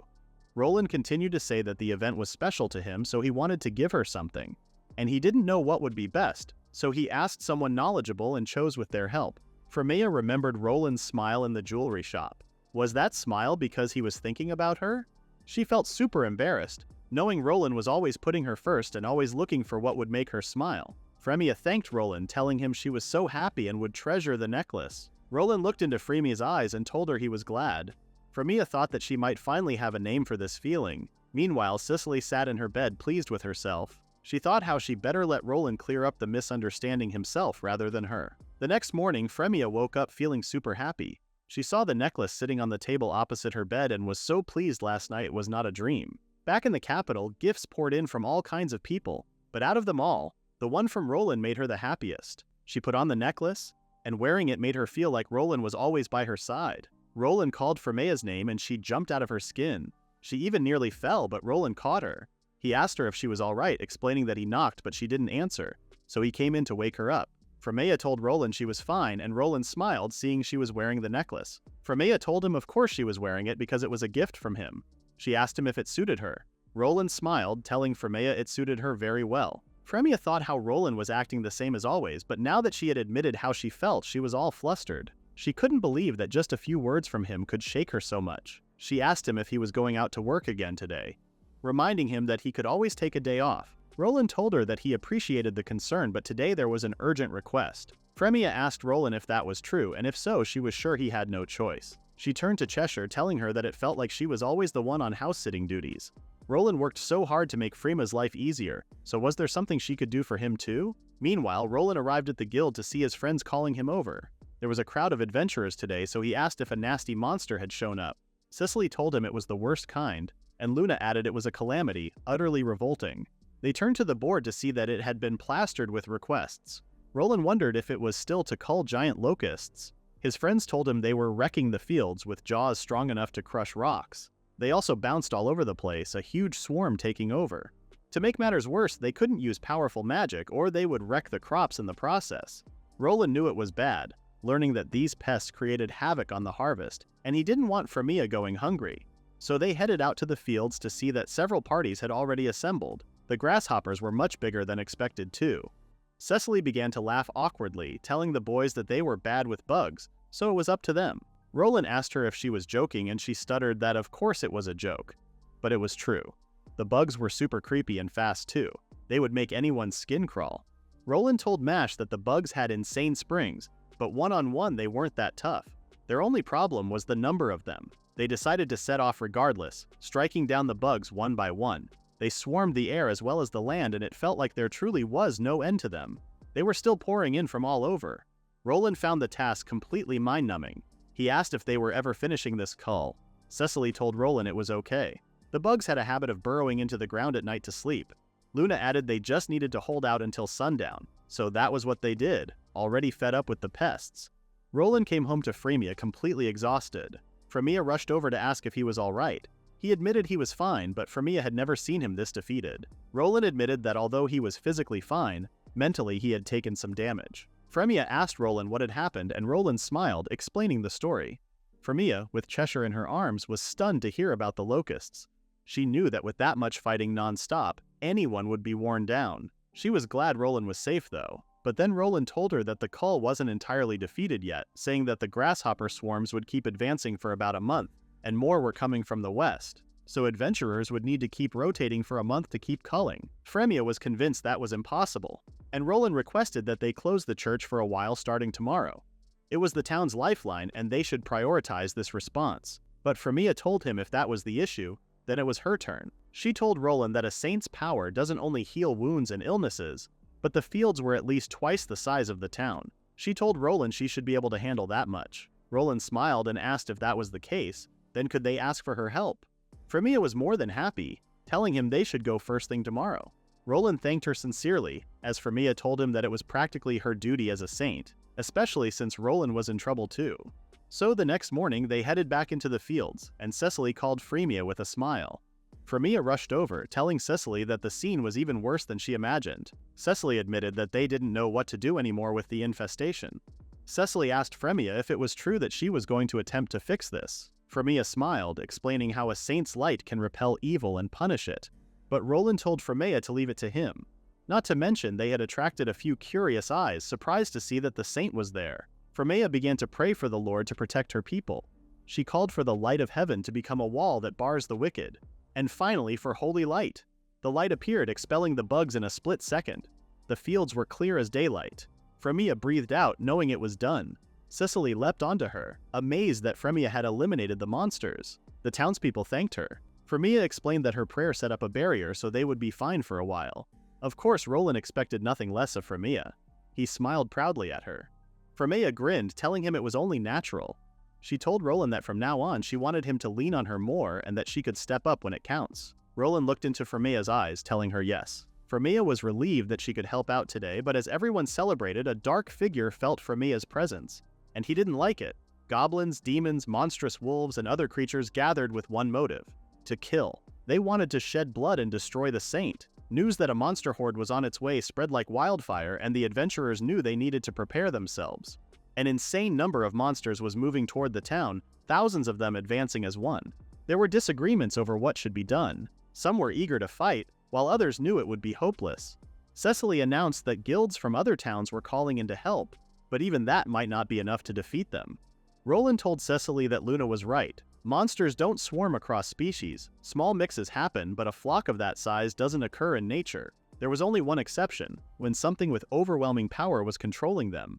A demon or the Demon Lord's army. Mash told Roland he sure knew a lot. Cecily yelled, asking if it was true that there was a Demon Lord, and she was informed that the great nations were already at war with the Demon Lord's army. They had no idea why they were targeting a small town. Mash agreed they could never guess what demons were thinking, but they needed to do what they could. The girls agreed, but Roland had a really bad feeling about this. He could only hope it would turn out to be nothing, but if not, they needed to be ready. Roland told Frémea that the large-scale operation was in 5 days and that they would intercept the monsters before they reached the town. Frémea asked Roland if he was going too, and reluctantly asked if there was a chance of victory. Roland closed his eyes, telling her he couldn't promise anything. But what he did know was that Frémea needed to evacuate, but Frémea said no. She was fighting too. Roland asked her what she was saying. The force was far too powerful and it was too dangerous. Frémea told Roland that she knew he was putting her safety first. That was exactly why she could raise a barrier to protect everyone and heal the wounded, which would raise their odds of survival. Roland couldn't deny that having Frémea there would help many, but he didn't want to put her in danger. Yet Frémea couldn't imagine Roland going into battle while she ran away. She knew he was strong, but she worried about him too. She couldn't just sit and wait. She smiled, telling Roland she knew she would be safe because he was there to protect her. She knew it was unfair to say, but deep down she believed she had to do this. Roland told Frémea he understood and he would swear on his life to protect her. The day of the operation approached soon after. Frémea and Roland headed to the cliffside and knew it was time. They saw the monsters approaching. They had scraped together an army of 1,000, but the gap was still huge.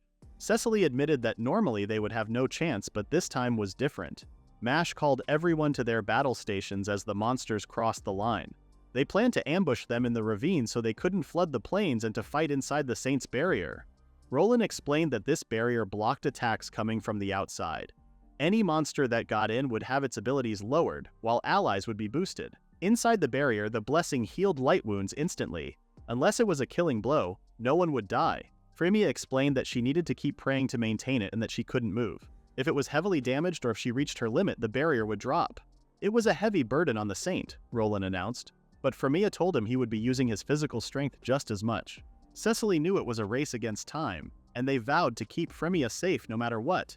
Frémea looked at everyone and knew she was ready. She held her hands together and began to pray to shield their people from the wicked and to bring hope. Everyone gasped as the light appeared, and the monsters stopped in their tracks. Cecily announced for everyone to move out, and Roland would guard the Saint. The battle began, and the adventurers fought hard and fiercely.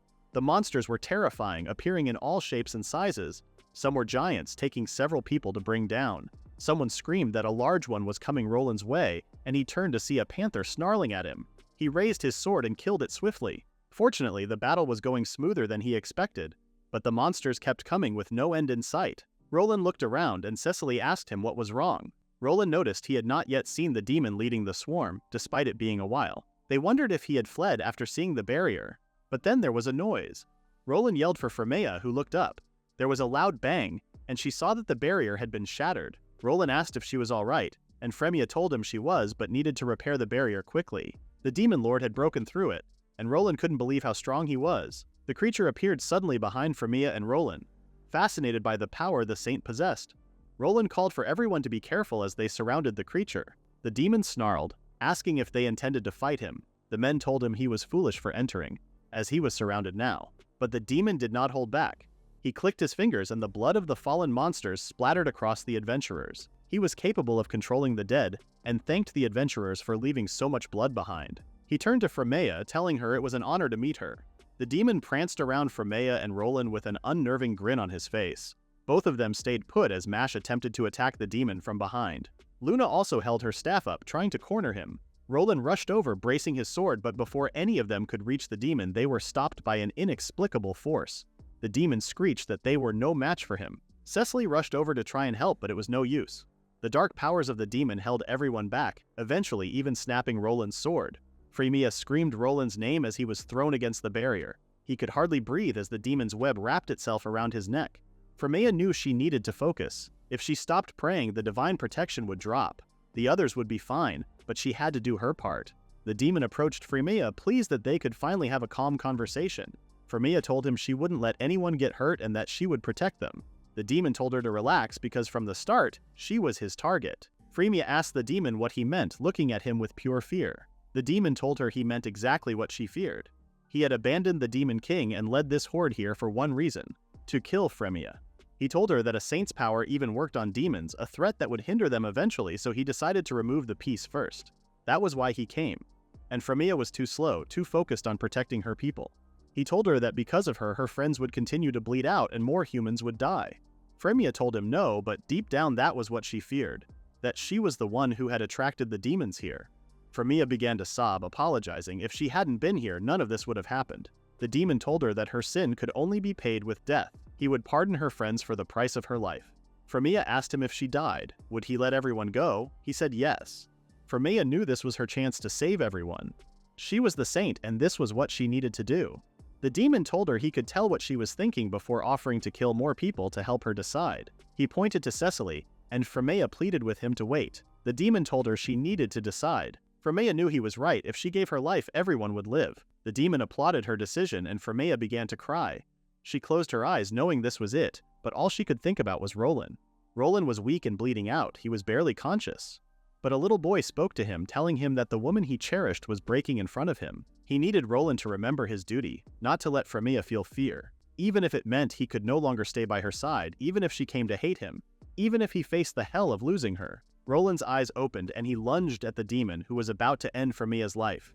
He punched him across the face, ordering him to stay away from the saint. Frémea gasped, unable to believe Roland was standing in front of her. Something was growing from his head. Were those horns? The demon asked Roland why he was here. The son of the former demon king, Beelzebub IV. What was this guy saying? Roland was the demon king's son? Roland told Frémea it was true and that he would explain later. And out of nowhere, Cheshire appeared. She told Roland he had called her. Roland instructed her to protect Frémea. Cheshire transformed into her human form as the demon asked if she was going to side with the humans. Cheshire told him her soul was bound to Roland. Frémea couldn't believe what was happening. Everything was moving too fast. Roland faced the demon, who declared that Roland should be dead. Roland apologized for disappointing him but declared that he was not. The demon told Roland he was disappointed for siding with humans, but Roland argued that he was half human, so he was not wrong. The demon held out his hands, expelling more magic. He told Roland his resistance had gone on long enough, as he thought Roland was the same as the last demon king. He wanted him gone. But Roland was not going to give up now. Despite the demon calling him tainted and a waste of space, he held out his hand, expelling similar magic that broke the demon's spell. He told the demon it was his turn, generating a sword. It was the demon blade, Levia, or in other words, Roland's father's keepsake. He asked the demon if he was ready. The demon pounced with all his force, as did Roland. They battled viciously for what felt like forever. It was like nothing anyone had ever seen before.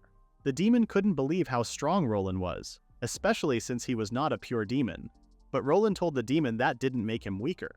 He thrust his blade into the demon's stomach, which made the demon laugh. He told Roland not to worry, he would unleash the rest on him soon and he was looking forward to it. Roland stepped away from the wrecked battlefield. Everyone had witnessed what had just happened. He closed his eyes before approaching Frémea. He held his hand out asking if she was hurt. But Frémea had no words. Instead, he suggested they move somewhere else, but Frémea told him that here was fine. Roland knew what Frémea needed. She needed him to explain and she wanted to hear it now. Roland warned her it was a long story, but Frémea didn't care. So Roland began to tell her everything. 15 years ago in the demon realm, Beelzebub, also known as Roland as a child, wandered through the Demon King's castle hallways. He smiled as he saw his mother, who wished him a good morning. His mother was on her way to sword training and Belle wanted to join in. His mother smiled, letting him participate too. Belle eventually got struck and gave up, crying in pain. His mother asked if he was really giving up already, and Belle told her she was far too strong for him. His mother reminded him that at this rate, Belle would never be a man like his father. Speak of the devil, the Demon King, also known as Belle's father, arrived. The story was that although Belle's father was a Demon King, he fell in love with a human woman who turned out to be Belle's mother. His mother was a talented swordswoman able to defeat anyone. The Demon King approached his wife asking if she and Belle were training. He wanted to check on them. Belle curiously looked at his parents, who were clearly in love, and asked why they married each other. His father laughed, telling him that he and Belle's mother were actually enemies at first. But after crossing blades again and again, the king realized that humans were not just fragile things. Sometimes they're strong and beautiful too. And that was why he fell for Karyuna. Belle found it hard to understand and his dad smiled, supposing his son was too young for this tale. All Belle knew was that he loved his parents, and that marked the peaceful, happy days. Back then he believed tomorrow would come naturally. He remembered the names people would call him, half-breed and filthy. His mother got sick and he begged for her to stay with him. His mother's illness marked anarchy, with demons using it as an example of why they were racially superior to humans. They shunned Belle's father, believing one who associated with humans was not fit to be king. So they set out to kill the royals, and Belle was certainly not going to be spared. His mother's illness was included, a spark in the coup led by ministers who scorned humans as lesser. His father had to lead Belle through the castle, trying to get him to safety. But all Belle could think about was why his father wasn't fighting. He knew his father was strong enough to defeat them with ease, but his father said that even if they betrayed him, they were still his people. And failing to guide his own was a sin he needed to carry. Before Belle could say another word, his father told him to run. He instructed him to cross to the human continent where he would be safe. But Belle, already struck by grief, pleaded for his father to let him stay. Belle's fate would be inevitable if he had stayed in the kingdom. His father pleaded for his son to forgive him, telling him to run as fast as he could. As much as Belle pleaded, his father's decision was final. He told his son to live as whoever he wanted and to be true to himself. He cradled Belle one last time, reassuring him he would be fine. And that was it. Belle woke up on the shore of a land he didn't know. He was completely alone and afraid. He wandered the lands, remembering his father's last words, telling him to live. But he didn't even know how to make it through each day. He had no aim. He could only wander through villages and towns, listening to the hearsay about the Demon King hating humans. So he found sanctuary in the woods, resting by a tree. That was until he was approached by a snarling wolf. But Belle had given up, and he even thought that if he was going to die, at least he would see his parents again. It was then that he met her. Frémea. Back then she was a little girl who prayed for Belle to live. Frémea introduced herself, and Belle was about to formally introduce himself. But then he remembered that his real name might cause him some trouble. He lived in Frémea's village, where she took him in and befriended him. Those gentle, somehow familiar days with her healed his heart and body. Belle never thought he could feel this way again. He knew that if he could stay with this girl, then maybe he could keep living a little longer. One day Belle woke up to hear that there were envoys from the capital. No one was sure why they were there, but Belle feared they were here for him. He listened in on the meeting at the council. To his surprise, the officials were not there to discuss Belle. They were there to discuss Frémea.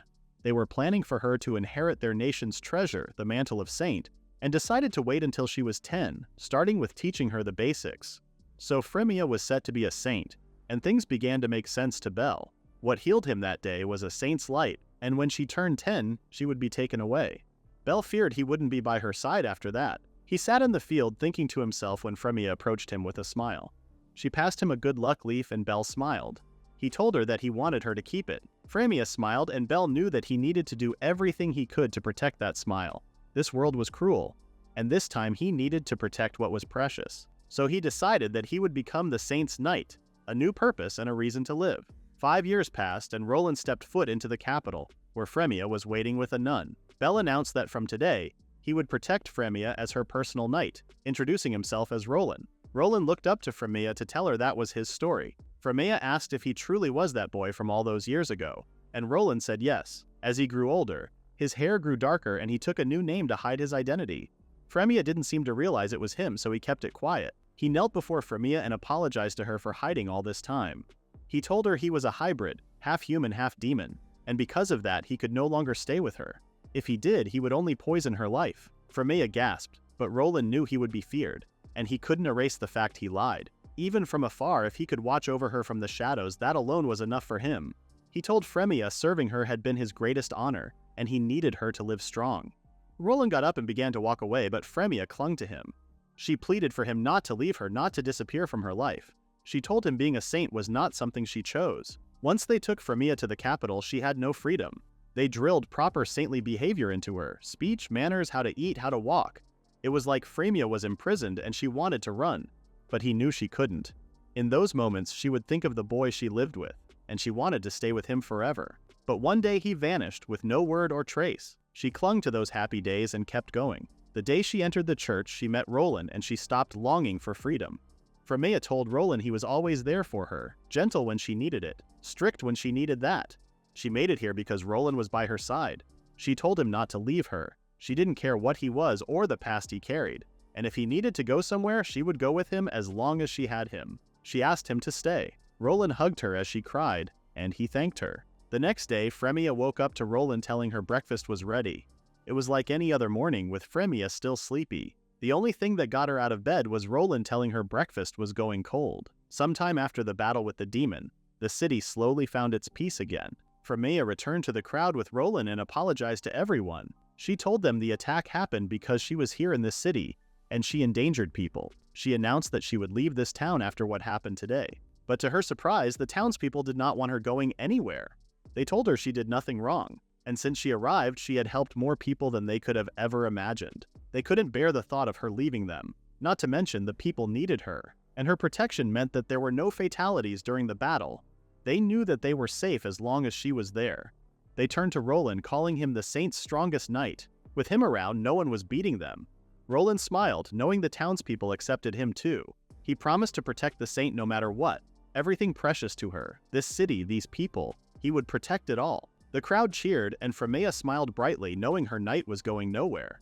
The townsfolk accepted why the demons came and even Roland's true identity. Roland brushed Frémea's hair that morning and admitted he didn't think they would forgive them. Frémea looked up, telling Roland he had always been by her side, and she knew he would still be there.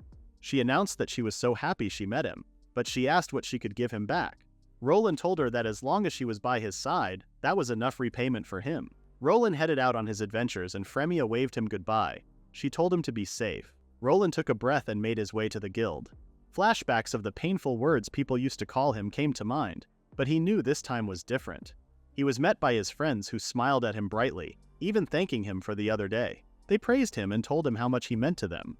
Cicely slapped his back, asking Roland if he felt relieved. He began to stutter as she called him a softie. Mash told Roland that folks here trusted him and that absolutely nothing changed for them. But Mash did ask if anything changed for him, to which Roland smiled. He told them nothing had changed for him either and thanked his dear friends. They all made their way to the dashboard to pick a task, and there Cicely asked Roland how Frémea was. Roland told her that she was doing fine thanks to her. Cicely breathed out, admitting she was worried Frémea would still be blaming herself. Roland admitted she does a little bit, she just doesn't show it. But the adventurers told Roland it was the least they could do and Frémea shouldn't be carrying anything. They decided to set off and Roland told them to swing by later. They attacked a vicious wolf, the last of a pack that was haunting the town, and their day of work was over. Mash couldn't believe how quickly Roland cleared the pack. Cicely even scolded him for trying too hard, making everyone else look useless. Roland sheepishly apologized, not even realizing how amazing he was at fighting. Roland admitted he just wanted everyone else to take it easy since they helped him so much. But they still told him how strong he was, asking if his dad taught him how to fight. Roland told them his father taught him magic and his mother taught him swordsmanship. He told them his mother was human, and she was very strong in close combat, maybe even stronger than his father.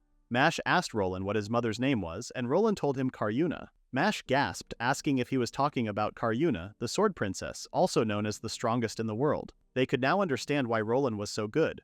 But Roland knew one thing. He was nowhere near his mother's level.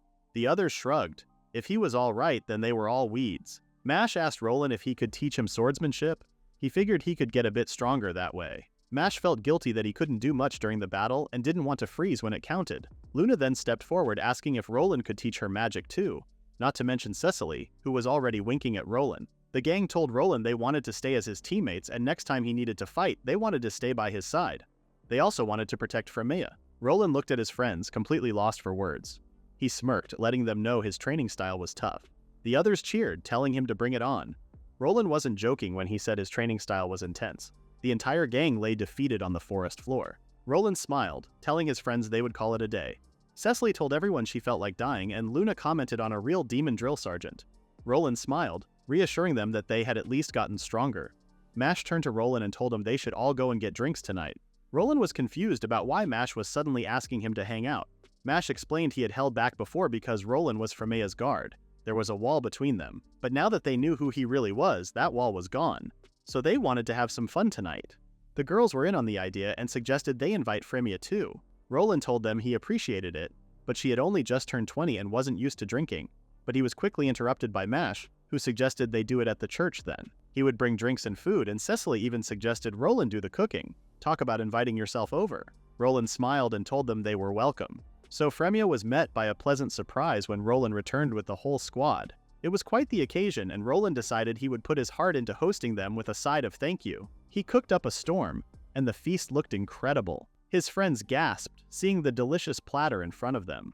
It felt like they were in a restaurant. Frémea smiled, telling them Roland was ace at cooking. Roland thought to himself how this was the very first time he had cooked for anyone besides Frémea. He told everyone to eat up, and then suddenly Cheshire transformed into human form for the occasion. Roland smiled as he looked at all his friends enjoying his food. He never thought a day like this would come.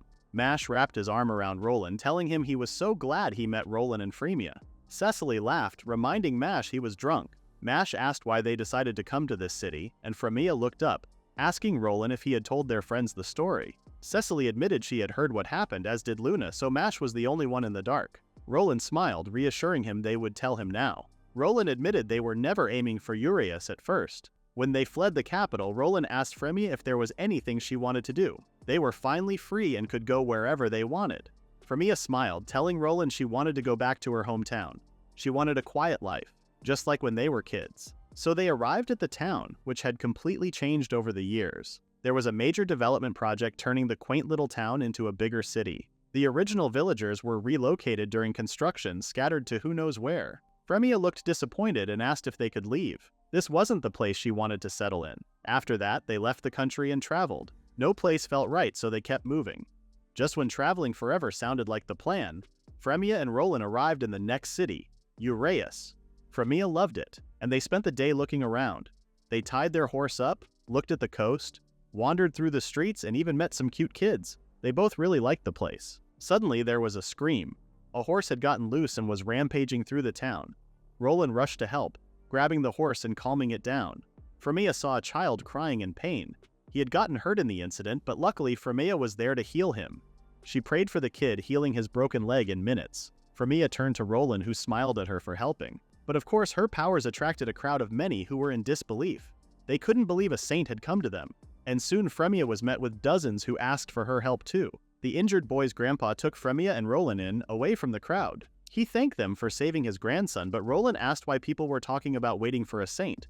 Grandpa explained that about 20 years ago, here in Urias, the saint of the Clerica kingdom and her priest lived in the church on the hill. Frémea was shocked to hear there were saints outside the country too. Grandpa continued to say that they vanished without a trace, and people were hoping they'd return, so they thought Frémea could potentially be connected to them. It was then that Frémea was hugged by the child. He thanked her for healing him. Frémea was so shocked that the kid thanked her, since it had been years since anyone had shown her any gratitude. She didn't know how to react. Grandpa asked Frémea and Roland how long they were planning to stay in the town. Roland told him they didn't know, as they were travelers and hadn't found a place to settle yet. Grandpa offered for them to stay in their city, even for a while.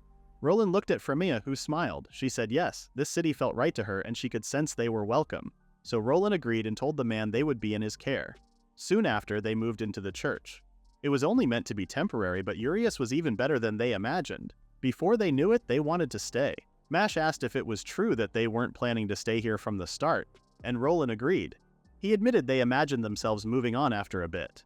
In other towns, after a while, the wrong kind of people would start sniffing around Frémea. The girls accused Roland of being just like those people, jokingly. Frémea explained that most people are kind when they hear about a saint, but some have bad intentions. But she had Roland to protect her, and people here were kind and decent. So thanks to that, they could live in peace. Mash was confused. To him, that kind of life was normal, but Roland let him know that not everywhere had the relaxed and kind culture Uraeus had. Mash smiled, calling it a reason why they should celebrate. He told Roland to drink up, as he and Frémea were Uraeus folks now. Frémea giggled, making Roland blush. He admitted that he was really glad they settled here. Surrounded by kind people with friends to laugh with, he could picture them staying here, and someday only good memories would remain. He knew a day like that would come, and that was how much he loved this city. Meanwhile, in Clarica, Princess Iris turned to her attendant. She told him she had a report. Frémea and Roland were busy cleaning the church when a few unexpected visitors arrived. They introduced themselves as envoys from the royal castle. Frémea began to sweat when she heard that, but Roland jumped in the middle of her and the men. He asked them calmly what business they had here. But then a woman appeared. She told them it was a pleasure to meet them both, already knowing their names. She introduced herself as Iris Klubal, the first princess of the Clarica kingdom. And she came because she had an important matter to discuss with both of them. She told them immediately that they needed to leave this town, and they needed to leave the country. Frémea's heart dropped as Roland asked her why she was saying that. Iris sighed, asking them if they knew about the war between the great nations and the Demon King's army. Roland told her that he had heard. Iris continued to say that the Demon King's forces had shifted course and were advancing towards their kingdom, and their target was Frémea. After the last battle, they clearly marked her as an enemy, and as long as she remained in the town, the demon army would keep coming. Frémea looked down, realizing that her presence was putting the town in danger. But then she heard a familiar voice.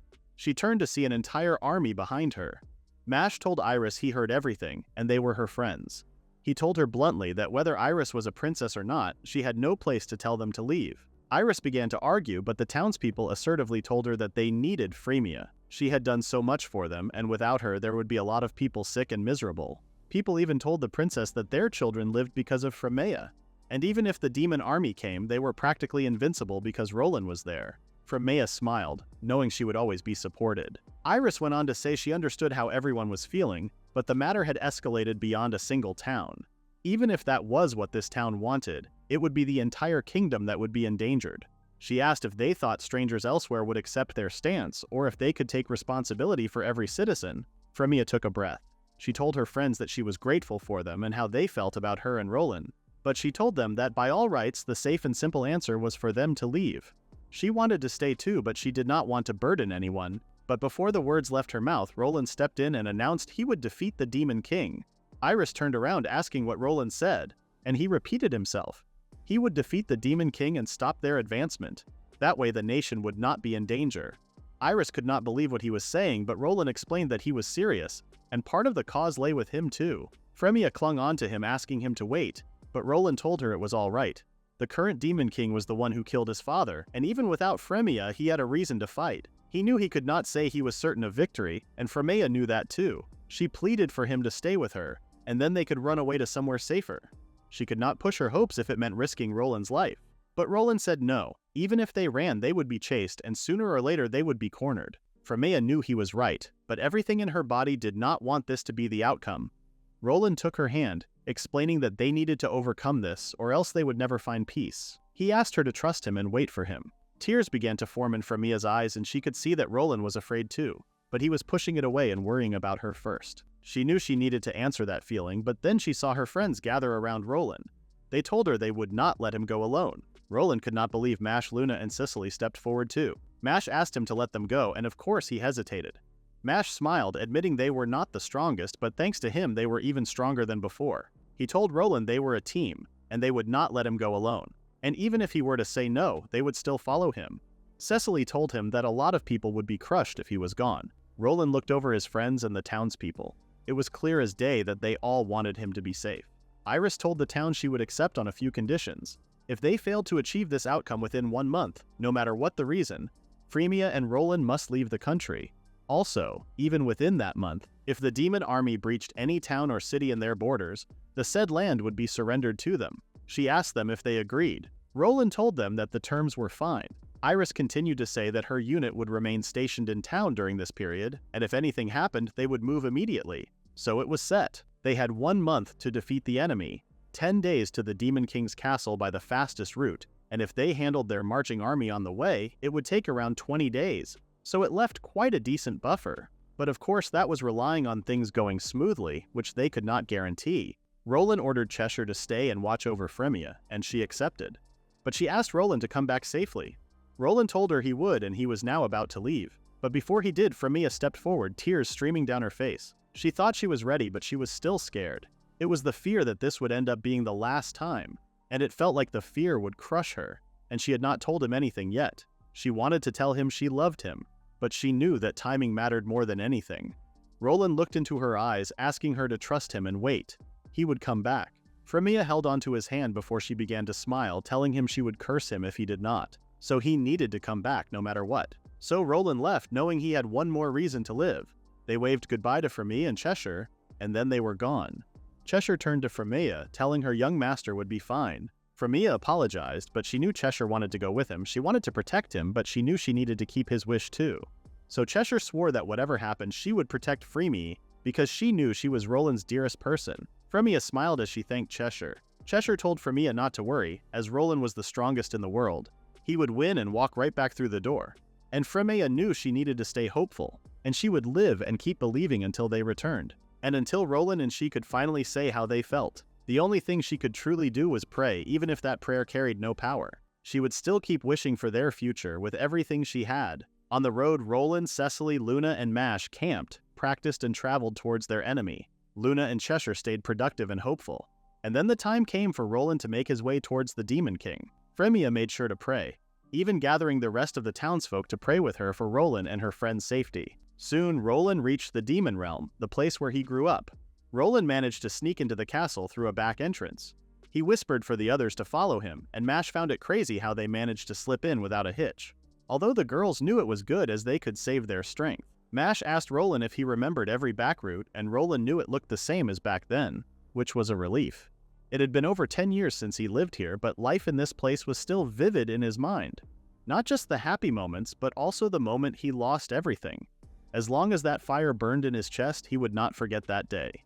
So they headed straight for the throne room, but as they turned, they were met with a demon. It hissed how naive they were, thinking they had not been noticed.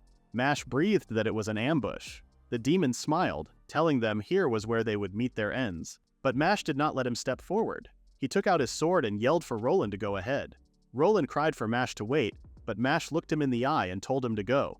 They had his back. Cecily took out her bow, firing arrows through the demons' heads. She told Roland they would be fine and he should go and finish this by taking down their boss. Roland turned and told them he would be counting on them.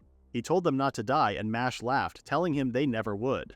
Cecily told Roland to worry about himself and leave the rest to them. But as Roland tried to escape, a demon reached for him, so Mash turned, chasing after the demon. He told it that it was time to show them what stubborn humans were capable of. Roland managed to escape, and all he could think about were the same 3 people: his mother, his father, and Frémea. He knew he needed to keep his promise. Roland ran into the throne room and he was met by a sinister voice. The Demon King told him he did not expect Roland to come. He sat up, telling him it had been a while. The Demon King was called Lucifer, and he was the former aide to the late Demon King and the architect of the coup. Roland told Lucifer he was here to end him, but Lucifer told him that was impossible. Roland had faked his death and run so he would not know this, but the one who struck down his father was him. But Roland told him that was all the more reason. He took out his sword and fought Lucifer heroically. Lucifer told him this would be where he would die. They continued to fight, and Roland was suddenly pushed back by Lucifer, who came charging towards him. He hissed that among demons, superiority was decided at birth. Highborn to low, their gifts were on different planes. Mana reserves, magical instinct, physical durability. In all of it, none ever stood beside him. Except for one person, the previous Demon King. Lucifer did not plan to betray him from the start. He admired the king's talent and charisma, but he lacked ambition. For a ruler, that was fatal, so Lucifer reminded him. He continued to torment Roland, telling him that his father was not worthy of his title. Roland swung his sword, but nothing would stop Lucifer's cruel words.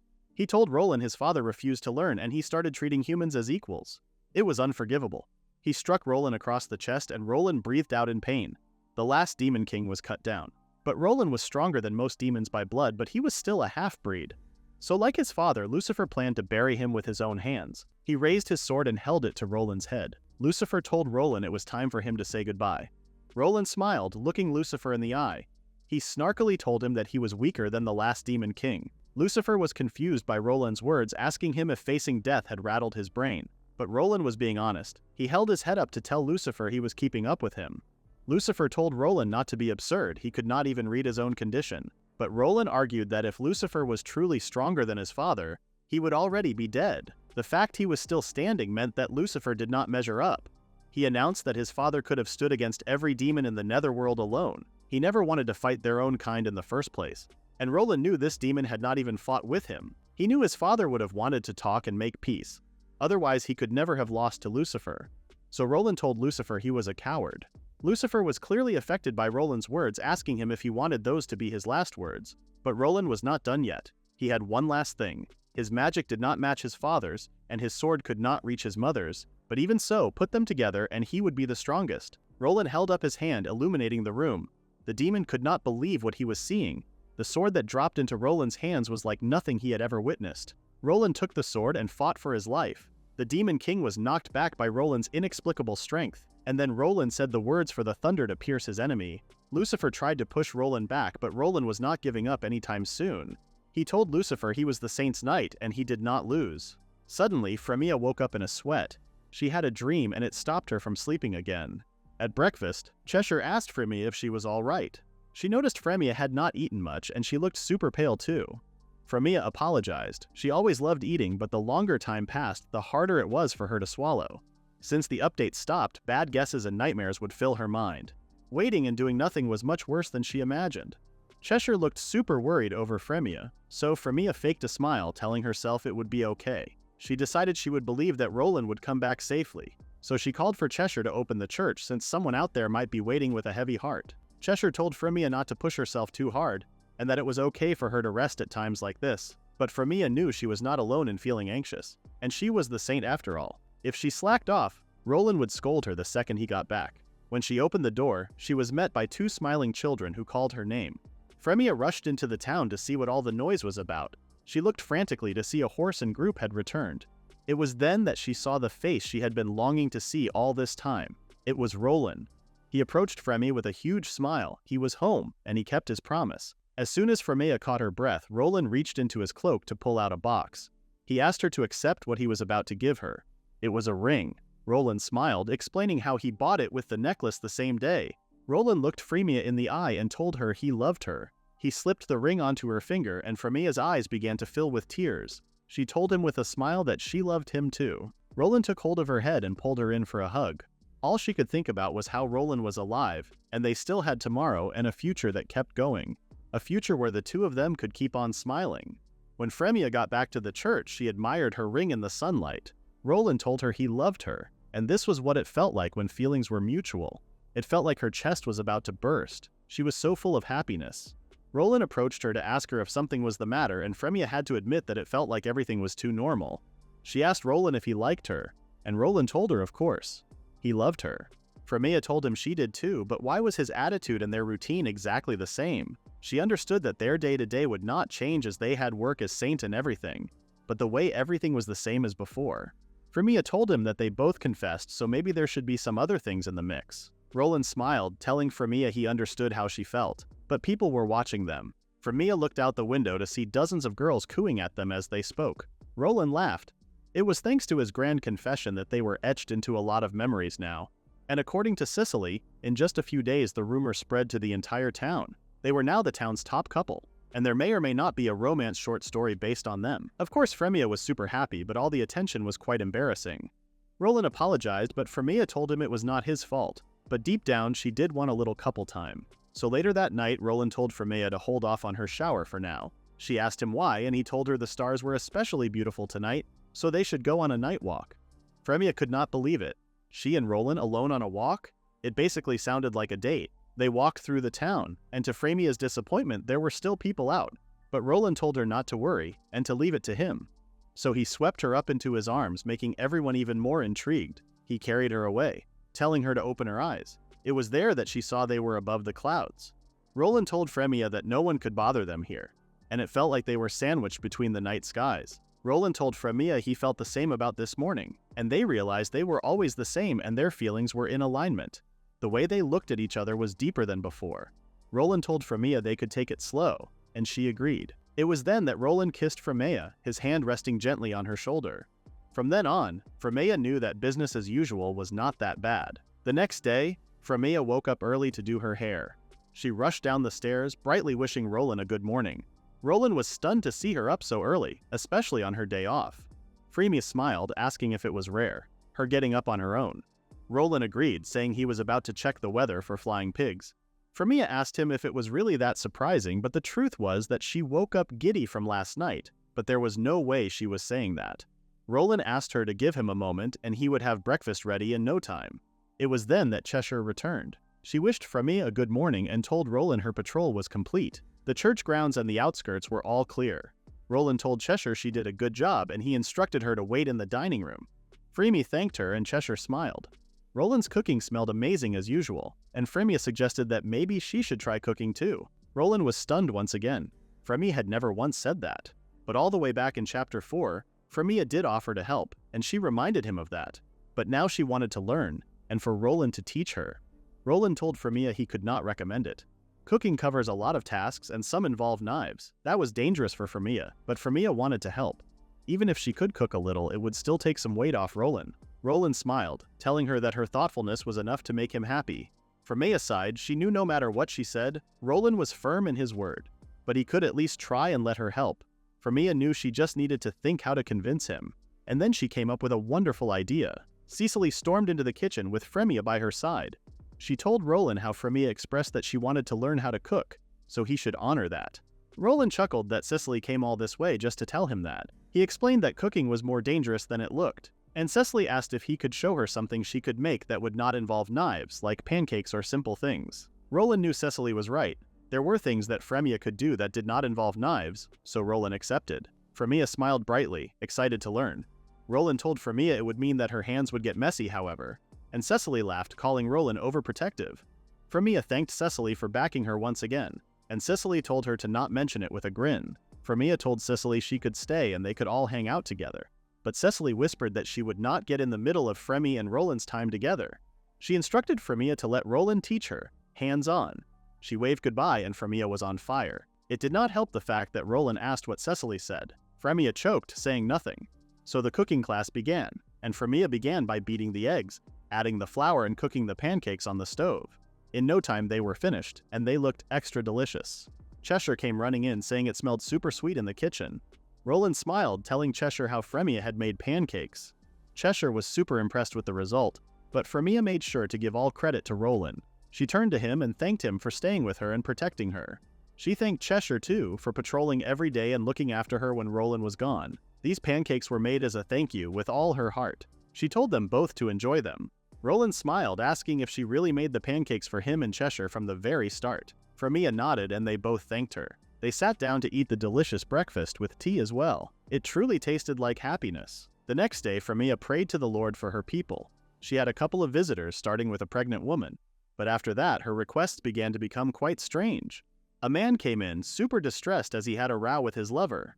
A girl came in to ask both Frémea and Roland for advice on how to confess to the boy she had liked forever. And another boy came, explaining how his childhood friend got a marriage offer, and he finally realized he loved her. He did not know if he should confess or not. After the difficult day, Frémea breathed out that she was finally done. Roland reminded her he was still here, so she could not let her guard down yet. But Frémea winked at him, telling him he was special. Roland chuckled. It was flattering but complicated at the same time. He offered Frémea his hand and told her he would make a start on dinner. Frémea began to eat, telling Roland how it felt like more people were visiting lately. Roland told her it was probably because of that rumor. Top couple in town and destined lovers. Word spread beyond the city apparently. Frémea cringed, asking Roland when it should calm down. It was nice to be busy, but tomorrow would be quite rough as well. Frémea sometimes wished she had a second body.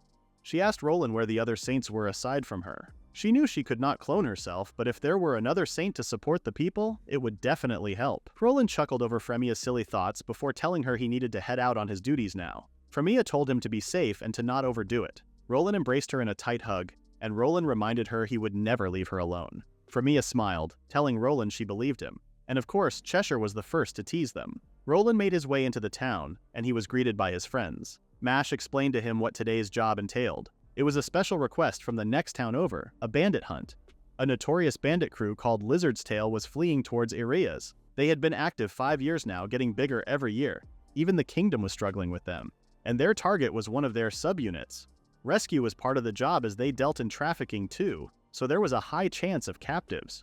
Roland knew this was something they could not overlook. They made their way into a forest which was known to be a monster-infested danger zone. Cecily asked if they were sure about this route. Mash agreed. A little further was an old abandoned road that skirted the city, so if they were moving bulky goods, they would probably use it. Meanwhile, the suspects sped across the road, annoyed over how bumpy it was. Another man grinned, asking if he wanted to pick a girl and have some fun before they arrived.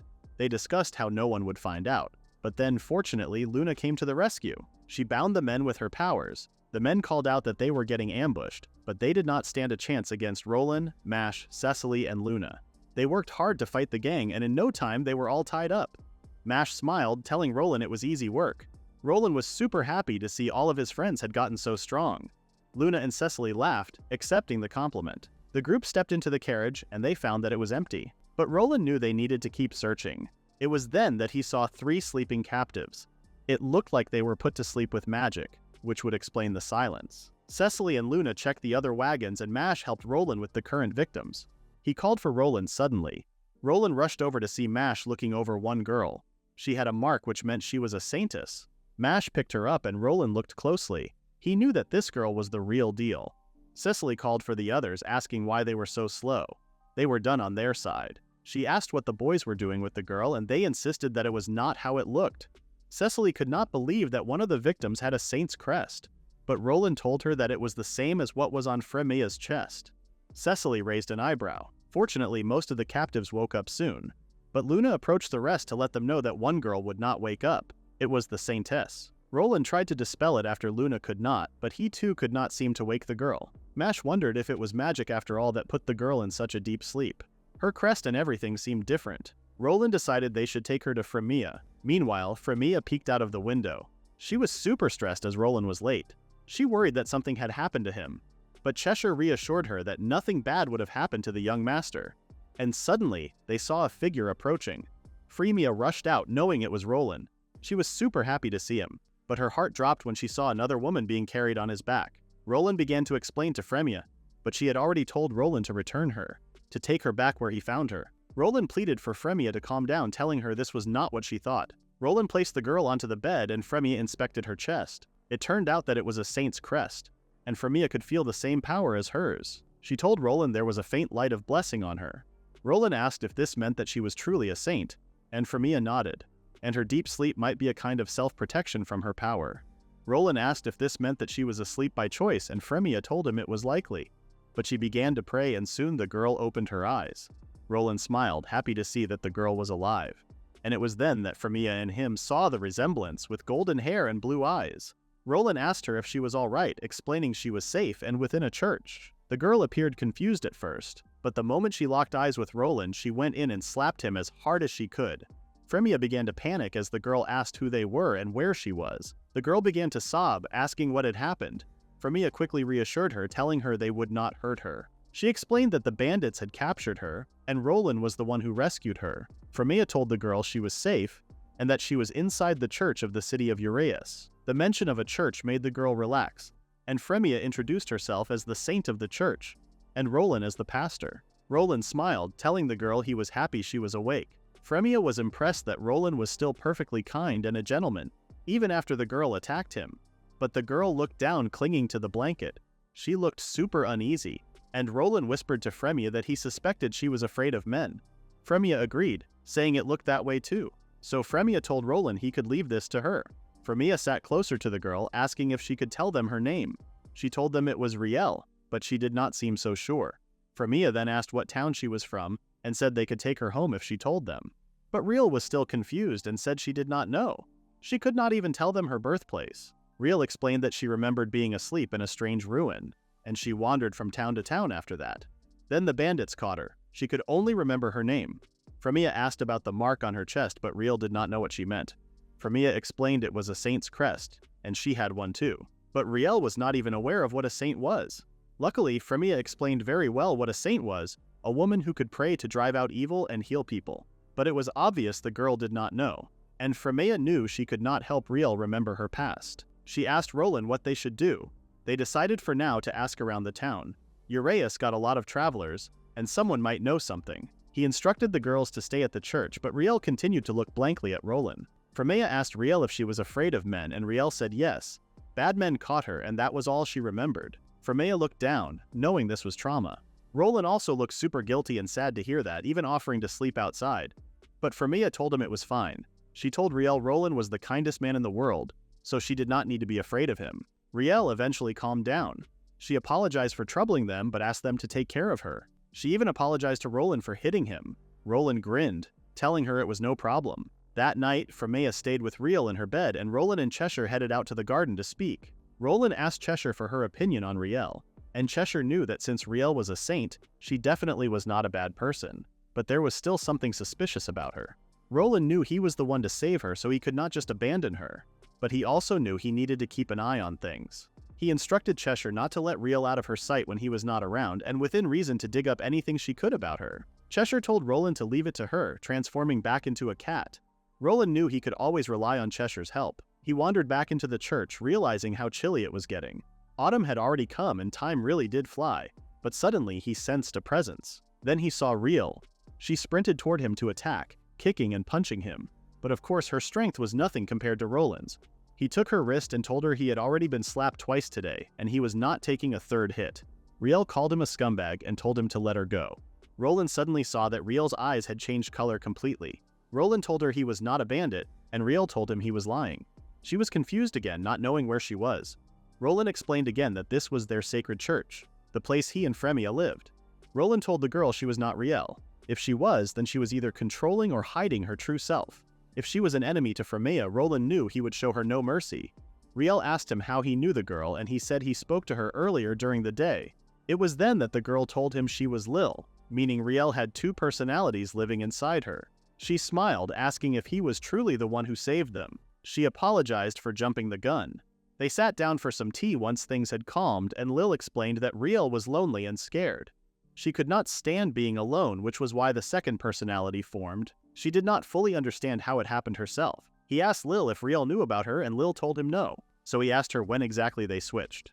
Lil explained that it was mostly when Riel slept and also when her mind was under heavy stress. That afternoon some weird power put her to sleep, and Roland explained it was a saint's power that did that. Of course, Lil had no clue what that was either. Roland asked Lil if she remembered anything about her birth or home place, but sadly Lil did not. As far as she knew, she came from Riel, and there was no way she could know more than her. Roland felt disheartened, still not knowing anything about Riel. Lil asked him about himself, and Roland began by telling her he was Roland, and that names mattered. He told Lil she had a name too. Lil asked him what he was going to do with them, and Roland told her he did not have a clue. But then Lil assumed the worst, thinking Roland would probably sell them, something he quickly denied. He was thinking of sending them home, but they had zero clues, so for now they could stay there. For Roland could never abandon people in trouble. Lil wanted to stay as she knew she and Riel had nowhere else to go, and if she were to leave Riel alone, she would get grabbed by creeps again. Roland smiled, telling Lil he understood, but her memories were fragmented and there were parts missing. Lil agreed. They had some memories, but if Riel panicked, things would get shared. Even when Lil tried to sleep, she would be loud, almost like she was begging her to help. Roland understood, but he asked if anyone else knew she existed. Lil told him no one else did. He asked her not to tell anyone else, especially not Frémea. He did not want her to worry, knowing she was too kind. And he also had a bad feeling this would get complicated. He could not let her get dragged into this, especially since they had only just gotten their peace back. He did not want to make her anxious again. Lil accepted, explaining that Riel was already fragile, so learning about Lil could make her even more unstable. Lil knew they needed to keep things under cover for now, so they both agreed that when she spoke to Frémea as Lil, she needed to act as Riel would to avoid getting caught. Lil told him she would try her best. She was surprised that Roland was kind, especially since he was a guy. Men were usually rude and gross. Roland told her that was quite biased, but deep down he knew Lil probably had some trauma too. She smiled, telling Roland it was reassuring speaking to him. The next morning, Frémea and Riel woke up equally sleepy. Roland laughed, wondering if all saints hated the morning. He made them breakfast, and Frémea noticed Roland's hesitation when he asked how they slept. He told them to eat up before it got cold. After that, they would ask around town about Riel. Riel apologized as the three walked around the town. She felt guilty that they needed to close the church that day to help her. They told her it was fine, they could not ignore someone in need, before asking Riel if it was her first time in the city. Riel did not recognize it, so Frémea grinned, excited to give her a tour. It was then that a woman who knew Frémea and Roland approached them. She was surprised to see another woman. Frémea introduced her as Riel and explained she was staying with them due to a few circumstances. The woman was sympathetic to Riel as Frémea explained, but sadly she did not recognize her. So they decided to try some other people who also said they did not recognize the girl but mentioned she looked a bit like Frémea. Not only her physical features such as her hair and eyes, but also her overall vibe too. The woman explained that with a face so striking there would be rumors going around town already. So they decided to ask travelers next, but that was no luck either. Riel felt awful, apologizing for all the trouble. But Frémea was super supportive. She stayed positive, asking Riel what she thought about Uraeus. Riel told her it was a wonderful city and everyone seemed so kind and warm. Frémea smiled. She was glad Riel liked it, but Roland began to worry. With no leads in town, they were running out of options. It was then that Frémea made a suggestion for Riel to work with Frémea in Uraeus as a saint. Riel hesitated since she knew nothing about what it meant to be a saint. But Frémea was confident in taking Riel under her wing and training her like an apprentice. Not to mention it could mean they could help more people. She turned to Roland, who smiled, telling Frémea he was up for it too. Frémea turned to Riel, hoping she would say yes. Riel took her hand and agreed if Frémea thought she was good enough. So Frémea began her training the next day. She told Riel she would teach her the saint's work. Riel smiled, telling Frémea to take care of her. Roland was glad that Frémea was training Riel. It really seemed to get her fired up inside. Frémea taught Riel that she needed to start with her mindset. They were envoys who convey the Lord's will. To act as a saint, you must be calm, generous, and gentle like warm sunlight. So you have to hold yourself with confidence. Riel looked down, agreeing, but it was clear she was overwhelmed. Maybe this was where she needed the most support. Frémea told her it was fine. If she could not do it right away, they would build it little by little. She asked Riel if she knew words bestowed by the Lord. And of course, Riel had no clue. So Frémea told her a saint needs holy verses to work miracles. That is the message the Lord grants when you become a saint. Hers floated up in dreams when she was asleep. So she told Riel to try praying. They put their hands together and began. Riel was super proud that she was able to do it, and Frémea gave her the nod of approval. While keeping that pace, she would explain how they prepped to open the church next. So for today, Riel would observe Frémea, and that would be how she would learn. The church opened for visitors, and Frémea helped a wounded child. A man also came, super relieved that he had been healed and could work again, but Frémea reminded him to still take time to rest and not overdo it. The man asked curiously who the other girl was, and Frémea introduced her as Riel, bearer of the same powers as Frémea. She was still an apprentice, but soon she would be able to do everything Frémea could. Riel bowed, and the man was overjoyed to hear that there were 2 saints in one city. When the man left, Roland told Frémea and Riel that they did an amazing job. Frémea asked Riel how she found the day, and Riel was amazed. She told Frémea she appeared so confident and she looked super beautiful, like a goddess. Frémea blushed and thanked Riel. But to her surprise, Riel told her that it made her feel like she could not do it. Frémea told her that she was bad at the start, and it took her time to gain confidence. So she told Riel to take her time and get used to everything. Her words made Riel feel confident in herself again, and she even called Frémea her big sister. Frémea shrieked hearing Riel's nickname, but Riel explained it felt natural calling her that. Frémea smiled. Telling Riel big sister Frémea certainly had a ring to it. She was honored. Roland and Frémea took a short break. He brought Frémea some tea and handed some to Riel too. Riel bowed, formally thanking him. It had been about a week since Riel began serving as a saint, and she could now deliberately do small miracles like healing wounds. But it was still hard to stand tall in front of people, even with Roland, who was closest to her. With unfamiliar men visiting the church, Riel froze and got panicky. So Frémea decided to speak to Roland about it. She asked him if he had any ideas how to help Riel's shyness a bit more. At this rate, she would never be able to stand before anyone. Roland agreed. For things like this, they just needed to do it the hard way, although she certainly was improving. So Frémea came up with an idea, to start training, particularly to get used to men. Riel began to sweat when Frémea brought up the idea. Frémea told her she noticed she was getting used to life here, but talking with people and especially facing men was hard. So firstly, they would fix how Riel would immediately avert her eyes. She would not rush her, but at least get her to the point where she could have simple conversations. This could be about anything, even breakfast or the weather. Roland turned to Riel, who immediately jumped. He asked her how she was getting used to life at the church. Riel politely told him yes, thanks to him. And Roland smiled gently. He told her to tell him if anything was inconvenient. Riel reassured him she was fine, she was just grateful that he let her stay. but she did say that if she was a burden she could leave any time. Roland told her she was not a burden. Both he and Frémea felt like there was a touch of destiny in meeting her. Riel looked up, curious as to what he meant.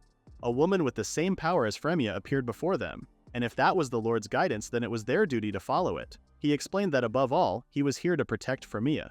Riel thanked him again for saving her. She wanted to thank him, but she never found the right timing. Roland told her it was nothing, and Frémea smiled, seeing Riel loosen up around Roland. But then there was an awkward silence. Roland was not sure what to say, and neither was Riel. So he blurted, asking if the food suited her taste, and Riel was chatting again, saying everything was delicious. Roland closed his eyes and told Frémea they could call it for the day. That night, he and Lil chuckled over the day he had with Riel. He told her to be quiet, not to wake Frémea, but Lil was laughing her head off. Roland explained all about the mental training, and Lil told him Frémea really was something. Roland agreed. He told Lil Frémea could be bold and a handful at times, but that was certainly one of her charms. Lil asked if he was going to continue the training, and Roland said yes. Lil kicked back, thinking it all sounded a bit harsh. She did not think that Riel hated it. If she did, she would have switched back to Lil. In fact, this could mean that Riel was slowly but surely getting used to things. Roland looked at Riel, reassured to hear this. He asked Lil if she could use Saint powers, and Lil said no. Healing powers or miracles were a no-go for her. But there was one thing she could do. She held her hands out to show him her offensive power. A light expelled from her palms. Roland could sense a powerful energy, and Lil explained it could be used to take down beasts and send bad men flying. Roland asked if she really used something that strong on people. Surely it would kill them. But Lil told him she just could not help him, especially after Riel got involved with those shady men. Back when she first woke up, she was not shy at all. She was pure and trusted everyone. But after getting tricked over and over, it changed her. So if she could truly feel safe again, she may go back to how she used to be. So Lil pleaded for Roland to take care of her. But of course, Roland already had all of that sorted out in his head. He would certainly protect them. Of course, they could never tell what may happen next, and he could not worry Frémea. But Roland truly was different from other guys. Meanwhile, Cheshire sprinted through the town, on a mission to find this information she promised Roland. Frémea held her hands against the fire, telling everyone how cold it had gotten recently. It felt like winter had come even earlier compared to last year. Frémea asked Riel if she could cope with the winter, and Riel told Frémea she was perfectly fine with it. Roland informed the girls they needed to prepare for the seasonal illness, since it was that time of year again. Riel looked up as Roland explained that around here, every winter, a nasty cold spreads. Of course, Frémea reassured her it did not have much to do with them, as they were saints, but it meant that they would become extra busy with visitors. A woman came rushing in, crying for Frémea. She had a baby in her hands whose face was corroding with miasma. Roland and Frémea gasped. There was a faint scorched smell but no sign of burns. It was unlike the usual seasonal illness. Frémea reassured the mother that she would heal her child at once, and the woman thanked her. But Roland asked the woman when the symptoms first started. The woman told him 2 days ago, but it was like a tiny mole, so she thought nothing of it. And yesterday there was a sudden high fever and the black mole spread everywhere. Frémea nor Roland had ever heard of a disease like it. They did not know the cause, but as long as it was an illness, their prayers would heal it. Cheshire returned eventually, confirming no one else in the town had the same symptoms. So they all knew it was not a seasonal outbreak. Frémea thanked Cheshire, who was just happy to help. But suddenly there were more cries. It was the same girl, and it looked like there was an outbreak. Riel and Frémea rushed to heal them. Of course they were successful, but unfortunately the cases were increasing. They needed to think of a plan. The situation grew even worse, with the miasma returning on the baby's face, and the mother's too. Frémea was shocked. After the blessing, they should be resistant for a while. There was something very strange about this disease. Roland called for Frémea to tell her he needed to head to the Adventurers Guild, explaining that they were their best source for outside news. Frémea told Roland to be careful before he left. Mash was there to greet Roland, and he was pleased that he was fine. The group suggested that their training might make them less likely to catch it compared to the townsfolk. Cecily asked how Frémea was doing, and Roland admitted he was worried about her. Of course, she was doing her best, but she did put herself last at times like these. Roland called for the others to refer to the disease as Black Blotch for now, and Mash worked hard to find out information. It turned out that the suspected origin was the neighboring town Valentia. It was a small place but a common rest stop before entering Urias. It most likely spread by travelers passing through, but the root cause was still unknown. Roland thought to himself, the root cause was unknown, but a location was big. He thanked Mash for finding out what he did, and instructed the others to go straight to the church if they began to feel unwell. But Mash told Roland to wait, before asking him what he was planning to do. Roland eventually told him that he was planning on going to Valentia and checking it out himself. Of course, Mash told him it was risky, but Roland insisted he would be fine. Since he was half demon, disease and infections did not affect him. And if anything happened, they could rely on Frémea. Frémea was shocked to hear Roland's plan to travel to Valentia. He told her that if they wanted to change the situation, then that would be their best shot. He also announced he wanted Riel to join him. Riel turned to Frémea. If Valentia was seeing a spread as well, then a saint's power would be essential, but they could not leave the town unattended. If Frémea left too, then the town would suffer without a saint. So Riel was asked to go with Roland to help. Riel was still insecure in her abilities and lacked confidence, but Frémea reminded her that she was a real saint. She asked her to look after Roland too. Riel looked up, promising Frémea she would do her best. That night, Frémea and Roland went on a walk, and Roland asked her if she was tired after the long day she had. Frémea asked if she could hold him if she was, and Roland held out his hand. Both Frémea and Roland wished they had time for one another. But they were in the middle of a pandemic. All Frémea could hope was that Roland would take care of Valentia and Riel. Of course she trusted them, but she still worried. Roland told Frémea she might even have it harder than him, but Frémea told him she could do what she could. She asked Roland to be careful, and he told Frémea he hoped she would be too. Frémea looked up and asked Roland why he called Riel by her name, but not her. She reminded him that he could drop the formal speech around her, but Roland told Frémea he was her knight. Frémea smiled, telling Roland all that was in the past, and now they were something more. She held onto his face as he called her by her name. She smiled warmly. Roland reminded her he would still call her saint in front of others, and Frémea chuckled. The cold weather was making her very clingy. She pulled Roland in and wished him good night. He did too, smelling her sweet scent. When Frémea headed in, Roland sensed a figure behind the tree. It was Lil. She told Roland she was disappointed that she did not see them kiss. Roland admitted he was sad too that his night did not end with one from Frémea. Lil told him that he seemed quite cool though, but that made sense for Roland as there was nothing to hide anymore. Frémea was avoiding enjoying happiness just for them while so many suffered. He knew that they could make up for it though. Roland asked Lil if she remembered tomorrow's plan, and Lil was aware that just the two of them would be on this journey. Roland looked up, a bit surprised that was all she gathered. He told Lil that if anything was to happen, then he would need Lil and not Riel to act, as he needed her help too. Lil agreed, telling Roland she owed him one anyway for saving them. She wanted to say something else, but then quickly dropped it. After a while, she admitted that although the daytime her was unreliable, she would do her best to protect them all. Roland smiled as he accepted her promise. There was a type of cat named Nekomata, a halfway place caught between blessed spirits and demons, yet belonging to neither. Because of that, treatment in the demon lands was brutal. Kept like livestock and thrown away as fodder in battle. Roland found a kitty in a nearby field when he was a child. She was curled up, weak and afraid. She woke up in a warm room, however. Roland had brought her food and made a little bed. He asked if she was a Nekomata, hearing that she could eat the same food as them. She looked up as Roland placed some yummy food in front of her. She began to eat up, and Roland asked her if she had a name. The cat looked at him cluelessly. So from then on, Roland decided to call the kitten Cheshire. The servants discussed how Roland brought something home, another lowly in-between creature for that matter. It suited the young prince. Roland overheard them, but he did not care. They were jerks anyway. But Cheshire asked what was wrong with being in between. She shifted into a little girl. Roland explained that being both meant you have more than what other people do. Cheshire understood, but she reluctantly asked if it was really okay for her to stay with Roland. Roland smiled, reminding her she had already been living with him for months. But Cheshire was super worried that Roland was being badmouthed because of her. But this was something Roland was used to. He told Cheshire again that it was fine. She could stay here, and if she ran off alone, he would never forgive her. Cheshire looked up to him. She had been wandering ragged with nowhere to go, and Roland found her, gave her a name, and gave her a place to belong. She vowed to become someone who could protect Roland, just like how he saved her. She decided she was born for this. So when the bad people came, searching for Roland, Cheshire was there. She remembered them being separated in chaos, but she knew deep down Roland was still alive. And that was when she set off on her quest for him. Roland and Riel set off the following morning, and Frémea could tell that Riel was already tense. She turned to her and told her not to overdo it. She brushed Riel's hair and gave her some wise advice. To do the best she could and not overdo it. Roland told Riel he would also back her up, and Riel promised to do her best. Even so, she was a different girl from the day they met. Roland turned to Frémea, telling her to take it easy too. Frémea smiled, knowing she would be fine, especially with Cheshire by her side. So Roland and Riel went on their way in a carriage, and Frémea knew it was time for action. She and Cheshire opened the church to tend to the people who were sick. Because there were people she needed to save, Frémea had a feeling she could go on forever. Roland and Riel rode through the forest, and they had not encountered a single merchant or traveler around.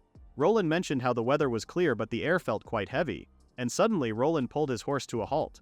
There was a monster ahead of them. Riel gasped as Roland ran towards the monster, raising his sword, and then another creature appeared. A giant slug. It was slow but tough to hurt with physical attacks, so Roland had to use his magic to burn it.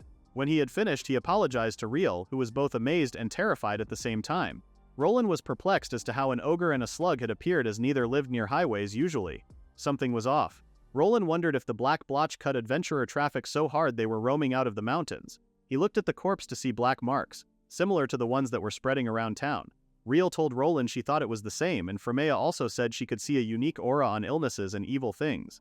Riel most definitely had the same power. Roland looked away, knowing this was bad. He told Riel they should hurry, as if his guess was right.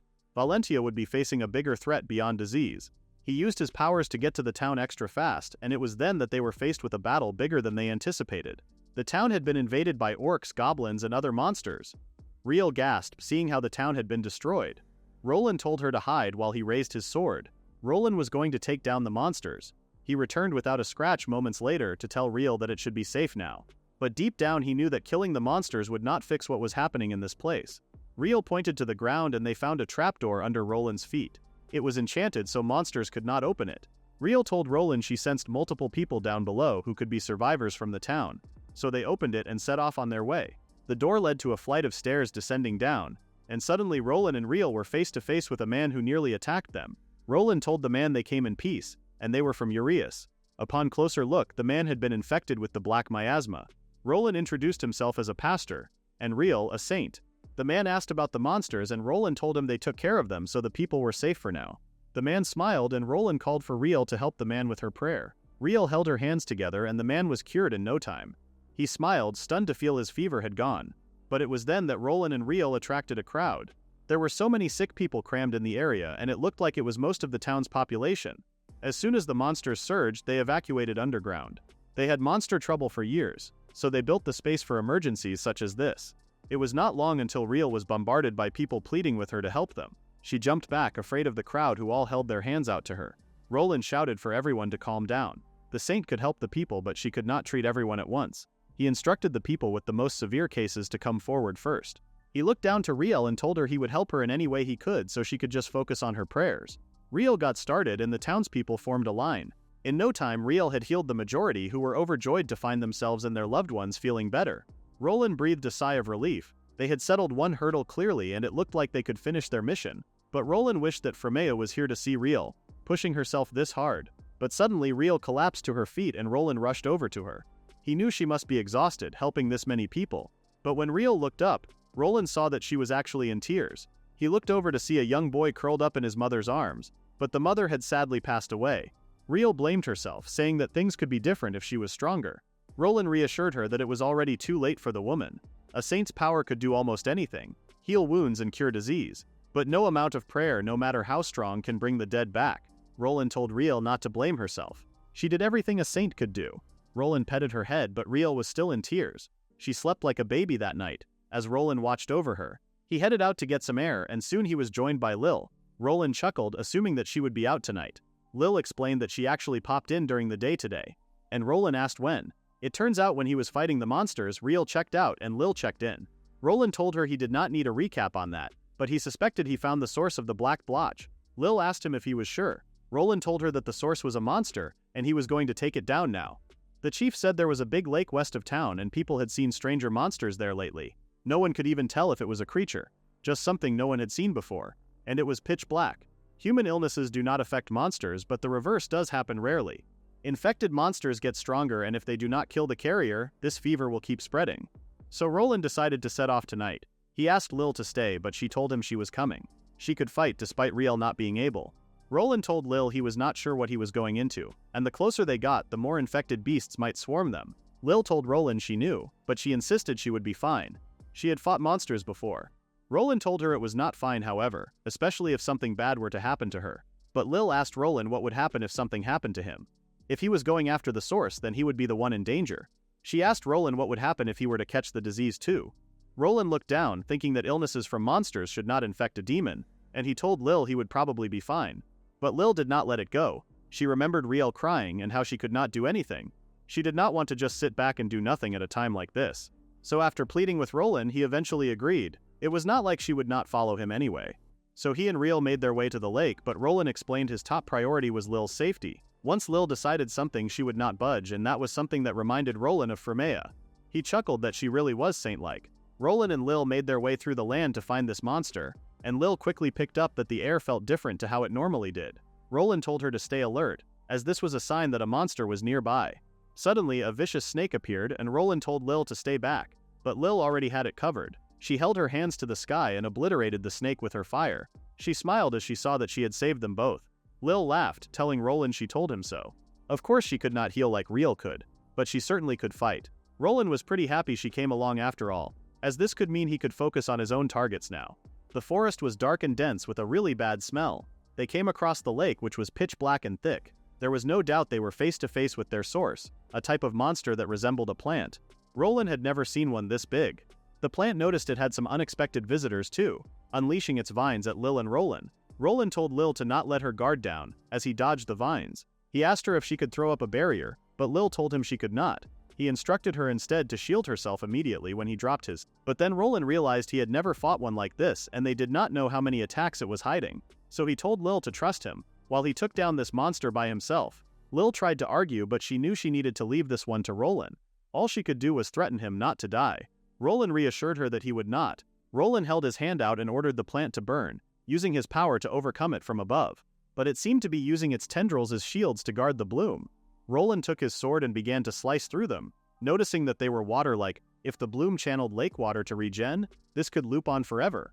So Roland tried something else. He put a spell on the water, making it freeze. That should take the tendrils out at least, but Roland now needed to crush the core, and he soon realized only the surface was affected when he froze the lake. Lila called for Roland, asking if he was okay. Right now the lake was fouled by the flower's mana, and his spells were not biting it. So Roland decided he would try to win with nothing more than raw output. He called for the light to rain down, and then used his magic shield. How did this plant get so strong? Was it a spontaneous mutation, or had someone tinkered with it? Either way, Roland knew it was not going to survive this. He knew the spot the plant guarded that hard was its weak spot. So after a long moment of Roland fighting the plant, Lil noticed that it was finally turtling. They were almost there. Roland held out his hands once more to completely finish the plant, and he called for Lil to watch out, but the plant grabbed hold of Roland's legs, pulling him in. Lil screamed for Roland, and a bright barrier appeared, saving him. Lil had managed to generate enough power to help Roland, and push the plant back too. But even this was not strong enough. Even Lil's barrier would not hold against a combined barrage. Roland desperately held his hands out, moving Lil out of the way before she was hurt. And it was then that Roland felt a sharp pain. Lil cried his name as he began choking blood. Roland told Lil not to worry about him, and to focus on recasting her barrier. He stacked his on top of hers so it should hold for a bit. But he thought to himself that the bleeding would not stop. Lil began to cry, telling him all this was her fault. Roland got seriously hurt in order to save her. But Roland told her it was not her fault. He was the one who said yes, and he thought he could protect them both and win. He heard a voice behind him as he wondered why he did not go all out from the start. But against the unknown, Roland would never hold back, especially with someone to protect. Roland was not careless. He was just afraid of what she would see, or what she would think if she knew what he was. But Roland knew this was not a way to think. What was his strength for, and why was he here? He got up, telling Lil he would finish this off now. Lil begged him not to move, but then she saw that Roland was not human. Roland apologized for hiding it, explaining to Lil he was actually half human, half demon. Of course he told Lil he would protect her no matter what, even if she doubted him now. So Roland went out there more motivated than ever to end this battle. He raised his sword and thrust it against the plant. When he returned to Lil, the battle was done. Lil could not believe what had happened. Roland was half demon, and he had defeated the plant. Roland asked her if she was scared, but she said no. He was Roland to her, and that was all that mattered. Roland began to laugh, before collapsing. And that was when Lil knew he needed help.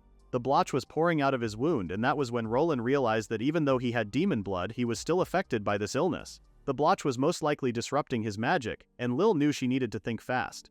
Roland collapsed to the ground in pain. As much as Lil shook him and told him to stay awake, Roland was completely defeated. And despite his pain, all he was worried about was how he made Lil cry.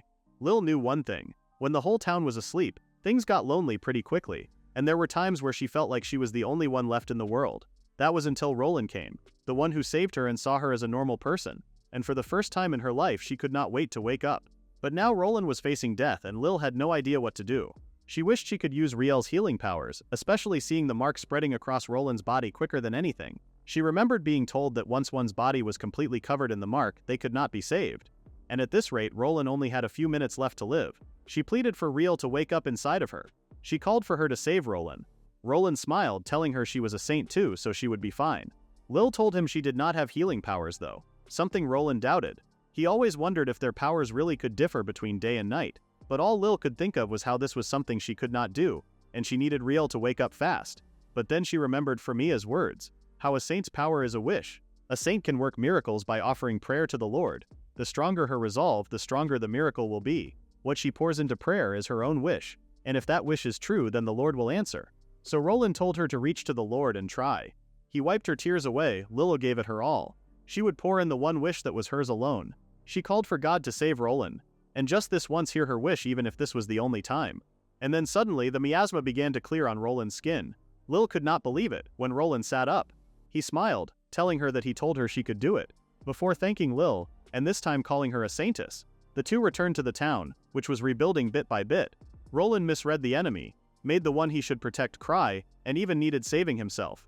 This was something he was not proud of. Suddenly Lil walked up, and she explained that everything was slowly going back to normal. They were crowded around once again, this time by the townsfolk thanking them for healing the sick and giving them one less thing to fear. Of course the town was still a mess, but with so many saved they would manage. Lil suddenly turned to Roland, asking him if she was with him last night. Roland told her yes, but a lot happened, which could be why her memory was foggy. But Lil apologized, telling Riel it was her to some extent, but not her to another. And then Roland thought he would ask the question, if she ever noticed this happened. Lil said yes, but then said there was something she should tell Roland. They sat down and Roland asked her if it was all true. Lil said no, proposing she would keep quiet about it for now. And with time she would soon find out. Right now she could only ask Roland to stay by her side. Roland smiled, vowing he would keep it buried in his heart until that day comes. Lil asked how Roland's wound was healing, and Roland told her that thanks to her his wound was fully healed. Lil grinned, telling him if he had not told her she would have never managed. But he saw right through her. Roland explained that he had a feeling she could do it, but it was half a gamble. But what Frémea told him was true. Lil's wish was real, and that was why he was alive. He bowed to Lil and thanked her, knowing if he died last night he would never get to see Frémea again. But Lil insisted he was the one who protected her, so it was all because of Roland. Roland chuckled, summarizing it all to be nothing more than twisted logic. He told Lil they could head back to Urias tomorrow, and Lil was surprised they were finished so soon. Of course it would have been great to help out in this town, but he was worried about things back there, especially Frémea being alone. Even if they stopped the source, Urias might still have cases, and although Frémea could not catch the disease, she could still collapse from exhaustion.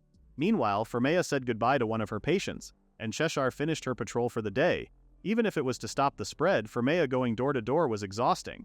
She thanked Cheshire for worrying for her, but now was the time to give it her all. She looked around the empty streets and prayed for Urias to be itself soon. When Cheshire and Frémea returned home, they were pleasantly surprised to see Roland.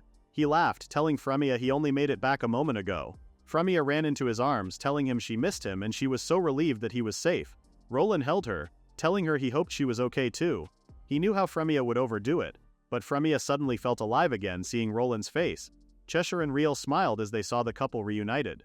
Frémea welcomed Riel home too. Later that day, Frémea visited one of her patients, asking them how they were holding up. Fortunately, the patient was much better, and thanked Frémea for saving them. But Frémea knew this was her duty. Thanks to Roland and Riel too, the source of the black mark fever was gone and the spread had stopped. But suddenly she heard someone cry that theirs had reappeared. The disease took a while to disappear, but cases dropped day by day, and just losing the urgency gave people room to breathe. She and Cheshire were relieved to finally see light at the end of the tunnel. But there was another thing that made Frémea worried. She noticed how Riel and Roland seemed closer than before, and Cheshire agreed, noting the communication gap between them had closed. She was still shy with men but not with Roland.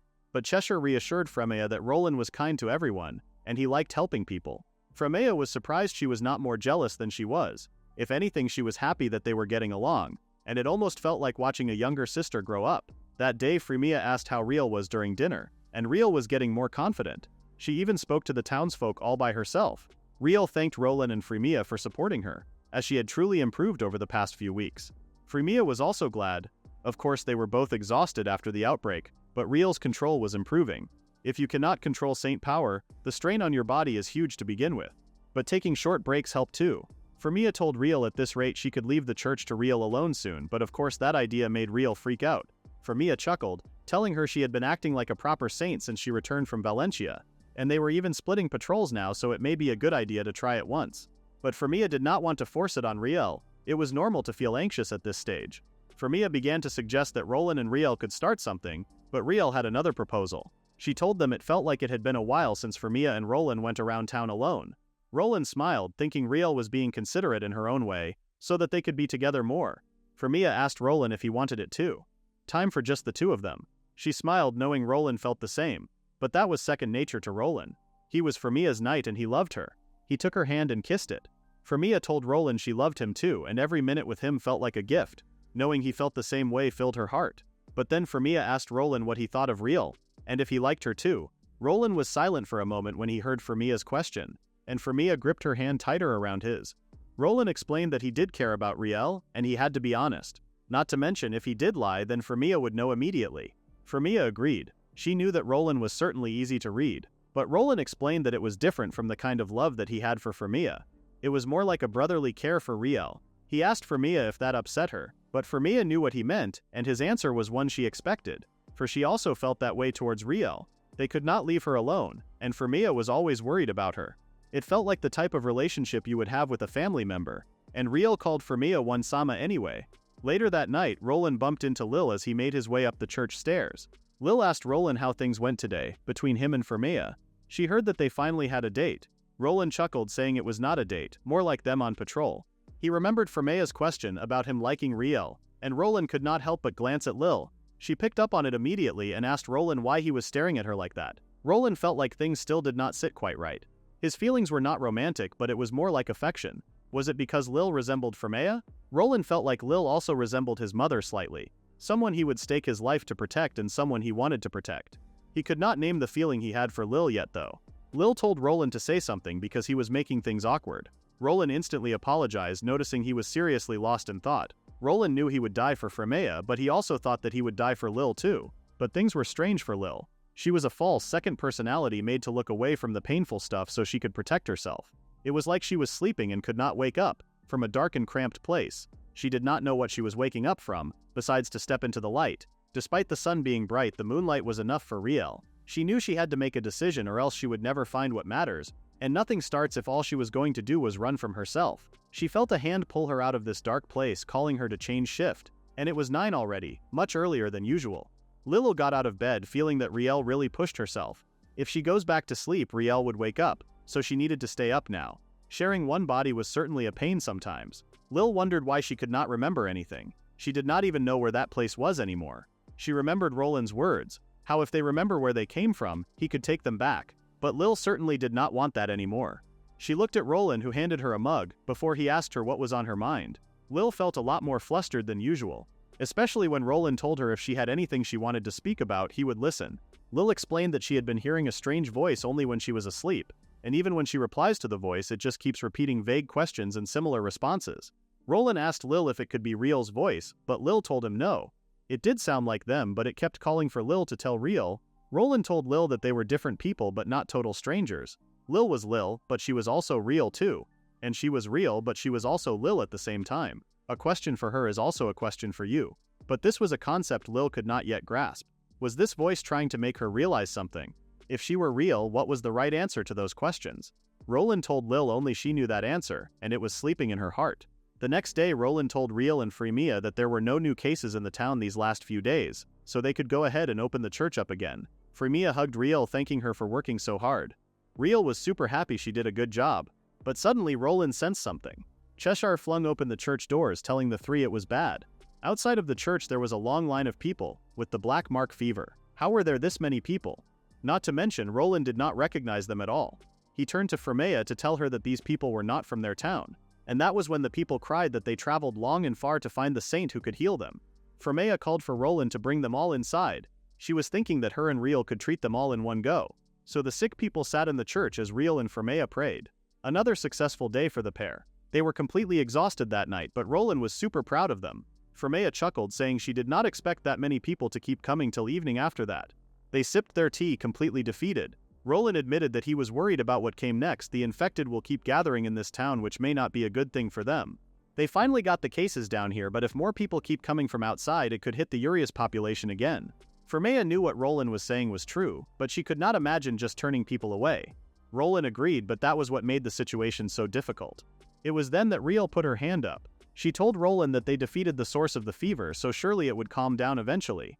Roland admitted that he was hopeful that was the case too, but he could not say for sure. Among today's visitors were people from towns so far it takes days by carriage. From what they said, more distant towns are seeing cases too.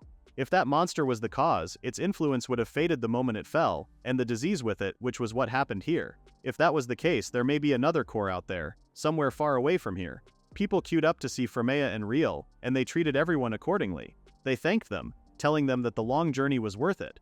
By the end of the day, Frémea was exhausted, knowing they also needed to get through tomorrow. It had been over 10 days since then, and it was still super busy. She thought it was certain that there was another monster spreading the disease. Roland also told her it was likely, and he knew they both would not like the idea they hit their limit. He told them they both pushed too hard. Riel blamed herself, telling Roland and Frémea she had no stamina, but Frémea reminded her that even a saint was still human. A single prayer takes tremendous focus. She told her to keep praying, and of course her mind and body got exhausted. Riel knew she was right. Roland, on the other hand, told them that letting people keep piling up at this pace was not good. But Frémea reminded him to not act like it was not about him. He was also clearly exhausted too with dark circles. Roland agreed, but Frémea thought he would dismiss it like he usually does. But Roland knew in this situation any bluff would be seen through. Frémea giggled, telling Roland she was through with his little lies anyway. She told Riel and Roland they were all pushing too hard. But Roland knew Frémea was pushing the most. Even the townspeople were noticing her exhaustion. She appreciated it, but she knew that worry was also causing trouble with the outsiders. They commented that if the saint collapsed from overwork, then they would all be screwed. So far it was just small arguments, but it could get worse, and Roland asked Cheshire to dig up intel on the monsters, but nothing useful yet came up. He knew they had to decide their next steps. He looked behind and Frémea asked him what the matter was. Roland could sense that someone was coming. In fact, several people. But visitors at this hour, who could it be? It was then that there was a knock, and Roland stood in front of the saints, telling them to come in, and to their surprise it was the princess. Roland asked the princess what brought her to the church, and she started by saying it had been a while since she last visited. She was surprised to see another girl with them. Riel stepped forward and introduced herself, and the princess offered to formally introduce herself too, but Roland was stressed and asked her to get to the point. The princess said that she came to ask a favor of Saint Frémea. She was the one who ordered her expelled from the country once, and yet she needed her help now. She looked down ashamed, telling Frémea she was in no position to ask, but the truth was a black mark plague had spread in the capital as well. She said that already 30% of the capital's people were infected, and by the day the deaths kept rising. Frémea was stunned. She could not believe it had spread as far as the capital. The princess said that the palace was trying to develop a medicine, but nothing worked. Then she heard about the two of them, two saints healing those with the black mark plague. So the saints' rumors reached the capital, and it suddenly made sense why the flow of visitors here never slowed. Roland turned to the princess, asking her by favor did she mean she wanted the saints to come to the capital. The princess said yes, and Roland asked Riel and Frémea what they thought. Frémea closed her eyes for a split second and opened them, showing a warm, inviting smile. She would be happy to help. But firstly she needed a message to be put out for those heading to the church, that she would be away so their journey was not wasted, and they could depart after the visitors here settled down. Roland agreed, saying that for something at capital scale both saints should go. Riel was happy to help out too. The princess asked them if they were sure, but Roland said it was the saints' decision ultimately. The princess added that she was aware of how badly she treated Frémea a few months ago, but to her surprise Frémea was forgiving. She knew that the princess was putting her people first. Not to mention that she could have used force to expel them, but in the end she heard them out with their proposal. Frémea said that she was a saint, and if someone was suffering in pain she wanted to reach out her hand. A week passed, and in Clerica Kingdom, the four made their way into the palace.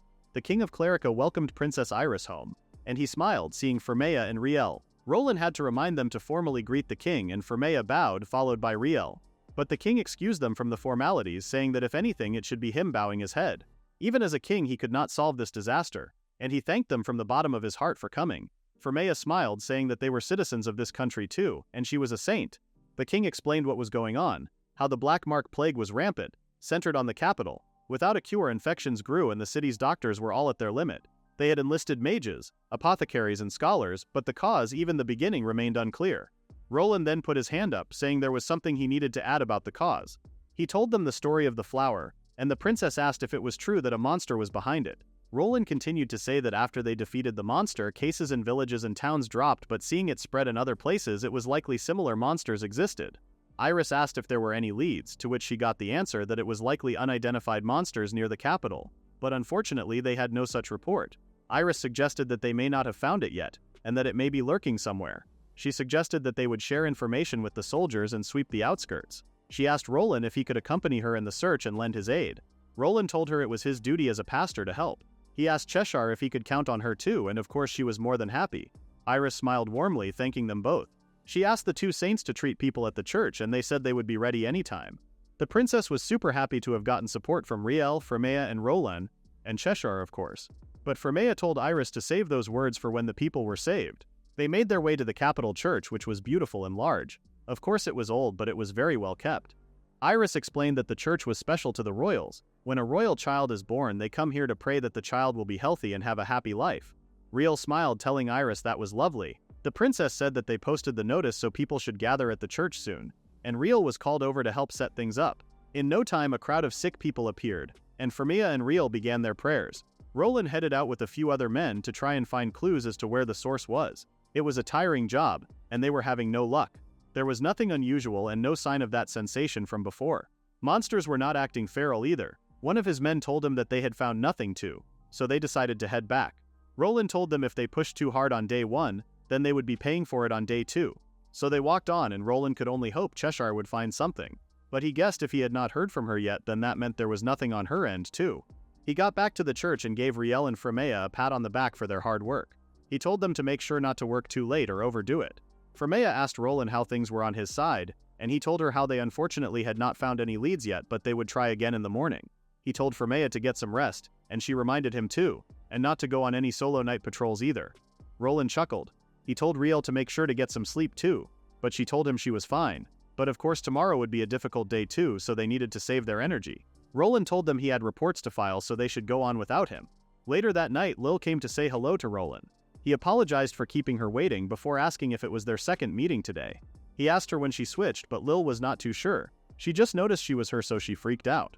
But she did her best. She panicked for a second but then started healing whoever was in front of her, and she kept up Riel's act. Roland smiled, telling Lil she did a great job. Lil suggested she could always do overtime, but of course Roland decided against that. It just felt great that she felt useful too. It made her happy. Roland walked into the hallway, wondering if Frémea was awake. He decided to greet her before heading out.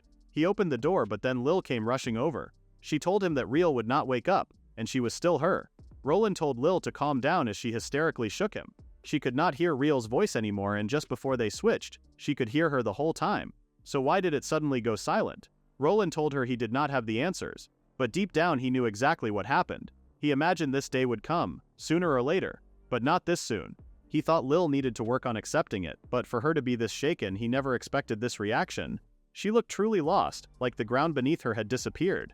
And then, as if the situation could not get any worse, Frémea walked in.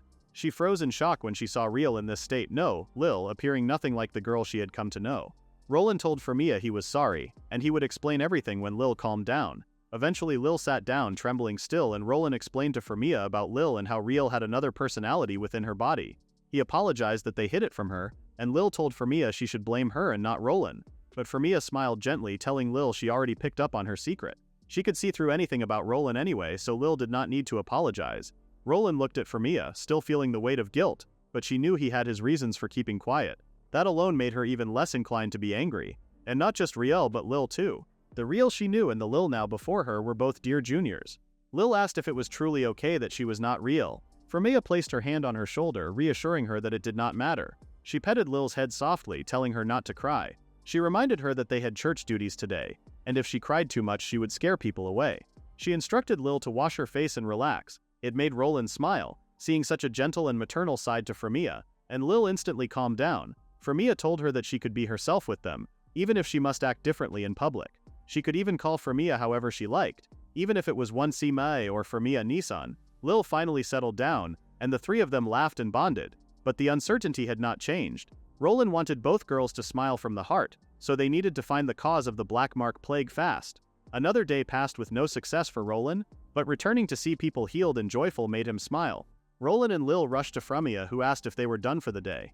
She said those were the last patients, and the townsfolk seemed calmer than yesterday, which was reassuring. Roland called it thanks to the saints. He asked Lil how she felt, and she admitted she was tired, but he could imagine how strange she really was, with Riel vanishing. He told her to rest, and she agreed, walking away. Frémea then asked Roland if they could talk later. He agreed. They both had things to say. They wandered into the graveyard. Roland commented that churches felt mysterious at night. Frémea laughed and asked if he had been speaking with Lil nightly. Roland had no excuse, but Frémea understood. She would have done the same. For some reason she could not leave Lil alone. Roland asked if she was this way with everyone, but Frémea said Lil was different. Roland understood. He said it had been a while since it was just the two of them. Frémea reminded him they had been busy, him especially. Roland laughed, saying he expected Frémea to scold him. She asked if he really thought she would be mad about him meeting Lil at night. If it were another girl, maybe she would have been jealous, but since it was Lil, it felt fine. She admitted that it was strange. She felt the two of them being together was somehow right. This surprised Roland, but she had no further explanation, only a feeling. Still, being left in the dark made her sad. Roland apologized, but she told him she did not want an apology. She wanted the truth he brought her there to share. Roland admitted that Lil and Riel had another secret. Frémea asked if he would tell Lil, but he said he promised Riel he would not. Riel said it would only happen after Lil realized the truth herself. Something unforeseen might happen to her. All they could do was watch and wait. Meanwhile, Lil slept and dreamed of herself as a little girl, with the two people she loved most. Then everything went dark. She was alone. It was because the true girl still had her eyes closed. A voice told her she was scared, but it was time to remember. Lil woke with a gasp. Was that Riel? The voice felt similar but also distant. She clutched the sheets, asking why Riel would not wake. It felt like there was a hole in her heart. Lil rushed to find Frémea. She greeted her and asked why she was up so early. Frémea said she only wanted to check on her. Lil said she was fine, though she suddenly felt shy, almost like Riel. She asked where Roland was. Frémea told her he left early to make up for yesterday. He asked Frémea to look after Lil. They had another long day ahead. Lil stuttered a yes, and Frémea asked if she was truly alright. Lil apologized, saying it felt like she did not know how to speak anymore. Frémea lifted her cheeks gently and told her to smile. If she wore a sad face, they would worry Roland, Frémea, the townspeople, and even Riel. Lil held Frémea's hands, feeling her warmth. Her touch calmed her, almost nostalgically. Frémea reminded her that they were saints. They had to be strong for others. In hard, painful, or lonely times, they still had to smile. Lil asked how they were supposed to wipe their own tears. Frémea said that with her and Roland, Lil could lean as much as she wanted. Even saints could lean on family. The word family soothed Lil deeply, yet made her feel quietly lonely at the same time. Lil worked hard that day, praying like her heart depended on it. She thought that acting like a saint was not her vibe, but pretending to be real while doing saint work was not as hard as she thought. Up to now they split roles for what each of them could not do, but maybe they never needed to split at all. But if so, then maybe Riel not waking up meant something she did not want to consider. Lil did not want to think about that now, and as she began to panic, her visitor asked if she was alright. She reassured them and returned to her duties. She knew that everyone here was seeking help, and if she was going to fret, she needed to fret later. So she continued her day, working hard and forcing a smile on her face. In no time, Roland returned. He told them they did a good job and that the chaos at the church had calmed down a lot. The knights were doing rounds and bringing in the severe cases, and once people saw they were actually getting cured, they relaxed. Frémea asked Roland how the search was going, and as usual they found nothing. Roland began to wonder if the source was even in the capital. Frémea told him not to make that face. No progress did not mean the search was pointless, and trying to shoulder it alone was his bad habit. Roland admitted she was right as he gazed into her eyes. Lil watched them from afar, trying to imagine what that feeling was. Roland made them tea and told them he wanted them all to have fun together just like they used to. And then memories of that little girl came back to Lil. She shrieked and Roland asked her what was wrong. She told them it was just a little headache, but of course Roland and Frémea were concerned. They told her to rest for the rest of the day, but to Lil it felt like she was forgetting something really important. She collapsed on her bed, completely exhausted. She knew she should change. Roland and Frémea Nissen were kind, taking in someone like her who was a total mystery, like family. It made her really happy, but of course she wanted to feel Rielu. To her, Rielu was her little shy sister, and she was the big sister who pulled her along. And she kept dreaming the same dream over and over. She would always forget when she woke up, but in dreams she remembered again, the happy and fun scenes. But then it always ended in darkness, and she was all alone. Suddenly she heard a name, Kotaro. She looked to see who was calling her, but it sounded like many voices layered together. It said it would not forgive, or asked if she was mad. Did she do something wrong? Was it Riel who could not wake up? The voice pleaded for her to answer, and then Lil shot up out of bed. Was that the voice she heard in her dream? She wondered if it could truly be Riel. Before telling the voice she wanted to see her, she asked where she was. Lil rushed down the hallway calling Riel's name. Suddenly she found herself in the chapel. She collapsed on the ground knowing the voice was coming from below. Then she saw a pattern on the floor which transformed into a staircase. She called out to the presence and looked down. It was not Riel's voice, but she still felt a calling. It felt like something insanely dangerous waited ahead, so why was she being driven forward like this? She walked down into the darkness. Were these the owners of the voice? Lil was terrified as she demanded to know who the voice was. The voice asked how she had found the place and said it should have been completely merged. But Lil had no idea what it meant. She held her ears, trying to shut it out. She knew exactly what the voice was, but how could she forget? The voice called her a wretched human, threatening to devour her here and now. Lil ordered it not to come any closer. Suddenly she was joined by Frémea and Roland, who came to save her. Lil looked up and Roland told her he did not realize the source would be this close. He had heard a voice, so they knew to come running. Frémea told Lil she had heard in a dream that Lil was in danger and the voice led her to this place. But before she could say another word, the darkness rose again. It told Roland it would never forgive him, and that was when Roland knew. The voice was Lucifer. Lucifer told Roland that it had been a while since that day, and then Lil remembered that this man was the former demon king Lucifer. He demanded to know how he was still alive, saying that he had definitely cut him down with his father's keepsake Frémea, the strongest demon sword in the world. In exchange for a massive amount of mana, it slices through and erases anything in existence. So how was he still alive, and what was his current form? Lucifer told Roland that his form was power. He explained that he had been killed in battle and had lost his body, but his being changed into pure power that drifted endlessly while wandering. He let his hatred for the one who defeated him fester and take shape. He obtained a blade that curses and kills others, and he had been preparing to reclaim the throne of creation once more. His voice grew darker with every word, and his presence alone felt like it was swallowing the air. Roland went white. He prayed that the king and the illness spreading through the country were not caused by him, but Lucifer told him that he was correct. He laughed wickedly, asking Roland if he had noticed. Frémea gasped, and Lil sensed it as well, picking up that Lucifer was releasing a tainted mana. It said they were right. This thing that spreads curses across the land and takes countless lives keeps stealing the force of those it kills, and eventually becomes something that devours the world. He had wanted to wait until he gathered more strength, but now was the perfect opportunity. Right here and right now, he would settle what began that night. Frémea and Lil began to pray. They called for the light to become a wall that blocks the defiled. Their voices trembled, but their faith held firm. Roland ran toward the source itself, determined to strike. His eyes widened when he noticed the source was metaphysical, his sword running through nothing but thin air. Lucifer mocked him, saying that if something exists in this world his blade cannot escape it, since Lucifer was now nothing but power. He said that no matter how transcendent the blade may be, it cannot cut him. Then Roland began to choke as the dark mana tightened around him. Frémea called for Roland to return inside the barrier, but she suddenly realized her barrier was breaking. Lucifer told them that this place was already his domain and the space was filled with his power. Roland held out his hand, trying to create his own defense against Lucifer, but his efforts were futile. He soon realized he was being crushed. Frémea pleaded for him to try once more as she prayed with everything she had, but they were all being held back by Lucifer's sheer power. Roland struggled to hold the barrier, and Frémea tried her best to pray, yet the corrupted mana made it almost impossible. Lil felt the pressure building. She knew that at this rate both of them would be hurt.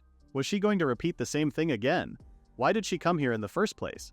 Her hazy memories sharpened bit by bit, and come to think of it, she was the one who would protect them. Lil finally remembered everything. Those two in the future. And that was why she came to this era. She held out her hands, creating magic Frémea had never seen before. Light twisted around her, forming a shape that did not belong to this time. And suddenly Lucifer was gone. Frémea and Roland looked around, wondering where they were. They had been transported to a place where there was nothing but white light. And then they saw a girl. It was Real. She smiled, telling them she was happy to see them again. Frémea realized at once that this voice was the same voice she had heard in her dream. Real said she was right. Lil began to cry again.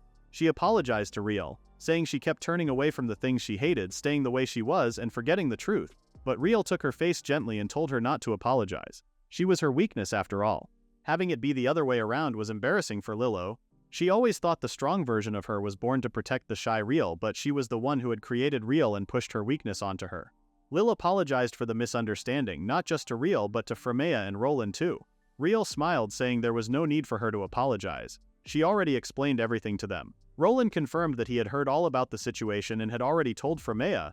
Lil was stunned, they both knew. Then Real said something that stunned both Frémea and Roland even more. She said she was their child from the future. They asked her what she meant after the shocking confession. Frémea was full of questions, wondering how and when she and Roland would have a child. Roland tried to calm her, reminding her that Real said she was from the future. Real chuckled, saying it was a normal reaction. Frémea asked if she had told them before, but Real admitted she had forgotten back then. She buried it deep in her heart and remembered only recently. Lil took a breath and asked Real if she could tell them something. Real nodded. Lil asked Frémea and Roland to listen before she explained the reason they came here and what happened in the future. Roland asked her to tell him her story, and Frémea agreed. If she truly was their child, then they wanted to know even more. The story then took a turn as Lil told them about their future. Lil was a young girl, and Frémea, her mother, called her in for lunchtime. Lil turned around and hugged her mom as energetic as ever. She was super cute, and it was clear that she loved her parents, who loved her in return. She called for her dad, who of course was Roland. He told her not to jump around too close to him while he was in the kitchen. Lil told him he was strong so it was fine. But Roland laughed, telling her that was not the point. He petted her head and Lil smiled sweetly. At 5 years old she lived in nothing but happiness. She asked her dad to watch her play later, but Roland had adventuring work to do. And Frémea was also at the church this afternoon. Cheshire headed out too.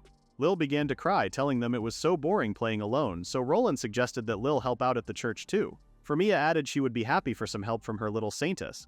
But Lil said she did not want to be a saint, asking why the mark chose her anyway. From what she was told, it only happened once in 100 years. Roland explained sometimes things like that happen, and he told her that maybe she would feel that way now, but when she grows up she may feel different about things. Lil stubbornly announced she would not grow up then. Frémea told her not to be so ridiculous, laughing at her daughter. Lil knew that whether she was a saint or not did not matter to her. She just wanted these happy days to go on forever. Frémea continued to see people with Lil by her side. An older woman thanked her, telling her she was feeling much better. Now Lil was older, she could be a bit more hands-on, and Frémea thanked her for her hard work. She was a saint in training and she would be a great saint like her mother in no time. Frémea smiled, seeing how enthusiastic and trustworthy her daughter was becoming, especially since she hated the idea of becoming a saint when she was a child. But seeing her mother help people inspired Lil, who decided it could not be so bad. Roland returned and he was greeted by Frémea and Lil. He told them he had wrapped up his work for now, but this black patch disease was growing. It had been flaring up every now and then, but lately the church had been extra busy. Lil knew that right now only a saint's power could cure it, so every wave brought crowds every day. Frémea said that it should die down like always after a while. She just hoped they found the cause soon. Frémea told Roland not to overdo it, and Roland smiled, gazing into her eyes. He said that he would not, but then Lil held her hand up, reminding her parents she did not want to see them all lovey-dovey right in her face. But Lil was super determined to work ever harder. The mysterious illness kept coming in waves, then from this point on it never calmed, only grew. A month passed, then half a year, and even a year after they prayed day in and day out. Lil's saintly power grew stronger while her mother's started to wane, as if her power was being drawn into her. But suddenly one day her mother collapsed in the church. Roland carried her to bed and Frémea apologized for worrying them. She reassured them she would be better soon, but Lil begged her not to push herself. Starting tomorrow she would pray twice as hard so her mother could rest. Roland told Frémea Lil was right. She needed to focus on resting until she was well again. So Frémea agreed. Even as her strength faded, she saved many and wished from the heart for strangers' happiness. That was why everyone relied on her, praying for others until she collapsed. Lil wondered what it even meant to be a saint. If that was a saint's duty, then Lil worked really hard as visitors came into the church. And then Frémea walked in. Lil told her mother immediately she should be resting, but Frémea said these last few days had done her good. Plus she did not want Lil to be the one collapsing next time. Frémea promised Lil she would not push herself, and together they prayed that these hard times would end. But the disease continued, and Roland was growing concerned. The monsters were getting more aggressive and even the royal knights were taken out recently. It was a scary time for everyone, and no one was sure when it would end. But then one terrible day Frémea fell unwell. She collapsed once again and this time it was too late. Roland and Lil looked over her, as Lil sobbed that she could not go on anymore. But Roland told her they needed to carry on for her mother's sake. Even with Frémea gone, they still had to open the church because so many people needed their help. But Lil could not believe it, her mother gone because she overworked herself. She kept getting sick but still put other people's needs above her own. Lil told Roland she could not do it. Even if everyone got better, her mother was gone. After that, Lil could not keep herself together. Of course Roland was devastated too, as Frémea was his world. And then one day everything turned dark. Roland was met again by Lucifer, who told him he had been waiting. Roland jumped into attack to protect his daughter. But Lucifer declared he was unstoppable now. With countless lives and energies and a saint's life force, he had achieved complete revival. Roland noticed that his efforts were futile, so he decided to flee with Lil, but soon he realized they were being chased. There was no chance of victory in this era. Roland apologized to Lil, telling her they had to bet everything on her. It was the only path left. Lil asked her father what he was saying, and he said that he was going to use his power to send her to the past, before the Demon King resurrects and becomes unstoppable. In the time before he gains that power, they can defeat him. Roland told Lil she could follow the soul of her kin and jump precisely to the past. Lil begged him to go with her, but Roland explained the same person cannot exist twice at the same time. He told her he would keep fighting here until she finished her task. But Lil sobbed. How could she protect the world if it meant losing her dad too? Roland pulled her in for a long hug. He told her he would be fine, but he was asking her to save her mother and save the world. Lil began to rise to the sky, and Roland asked her to forgive him as she cried. Lil finished her story that this was the reason why she was here. She was sent to this era to change the future. Back then, the loneliness and ache meant that she created real. Roland looked down, asking if their future really got that bad, how he could not even protect Frémea, and put a heavy burden on his own child. But Riel told him that was not true. He tried to protect them until the very end, and he sent them here as well. Thanks to him, she was happy. It was brief, but she was glad they could all be together. Roland turned to Riel, who was beginning to disappear. Lil pleaded for her to stay, but Riel told Lil she was the weakness she kept turning away from. But now she remembered and realized it. She was born because Lil refused to be alone, because she did not want to accept reality and wished to forget. She told Lil she remembered the past, and recognized what she had to do, so now her role was over. Riel told Lil she did not need her anymore, but Lil begged for her not to leave. Riel explained she was just returning to being one whole, and she was not disappearing. She smiled, telling Lil again she was her weakness, so she did not need to cry. She took hold of Lil's head, trying to get her to smile. How Mom taught them they had to smile and reassure everyone. Because their father believed in them, so they needed to finish this one until the end. Riel said she was going to show Mom and Dad that she was right here and that their child grows up strong and even saves the world, and that was why she was here. Roland told Lil they were ending this together, and he told her not to fall behind. They went in at full force, and of course it took a major effort to even touch Lucifer. He tried to kill them, but his spells would not work. His attacks were becoming monotonous and he was beginning to panic. But Roland picked up that his momentum was rising. He knew that they could weather the blows, but like this, they lacked a finishing strike. Frémea continued to pray, and she knew that with this prayer, only Lil's sword could touch him. She pleaded for her daughter to reach him. Roland protected Lil and told her to do only what she could. They rushed towards Lucifer, and Roland grinned, knowing that he was finally getting in a rhythm. He told Lucifer that he was finally looking slow to him. He rushed in for the final attack. Roland rushed towards Lucifer, who towered above him. But Lucifer was focused on Frémea, feeling her power. He decided he would take her down first. But Roland told him he would not let him lay a finger on Frémea. He leapt up and Lil rushed towards their target. She knew he was distracted, so now was her time. She held her sword up and thrust it directly at Lucifer's body, but his strength pushed Lil back. Lil swiftly overcame his force, asking Lucifer who he thought taught her how to fight. She announced that her dad taught her swordsmanship and her mother taught her saintly power and resolve. It was the two of them who made her strong, and she got this far because they were there. Even if they were apart, they would forever be connected because they were family. Lil pounced at Lucifer, declaring she would end it now. But to her surprise, Lucifer appeared to swell larger and larger. The power Lucifer was controlling. His will collapsed and it burst free. Frémea shouted that the swelling would not stop, and at this rate the capital would be swallowed entirely. All three decided they were not going to let that happen, and Frémea called Roland to protect the capital with her.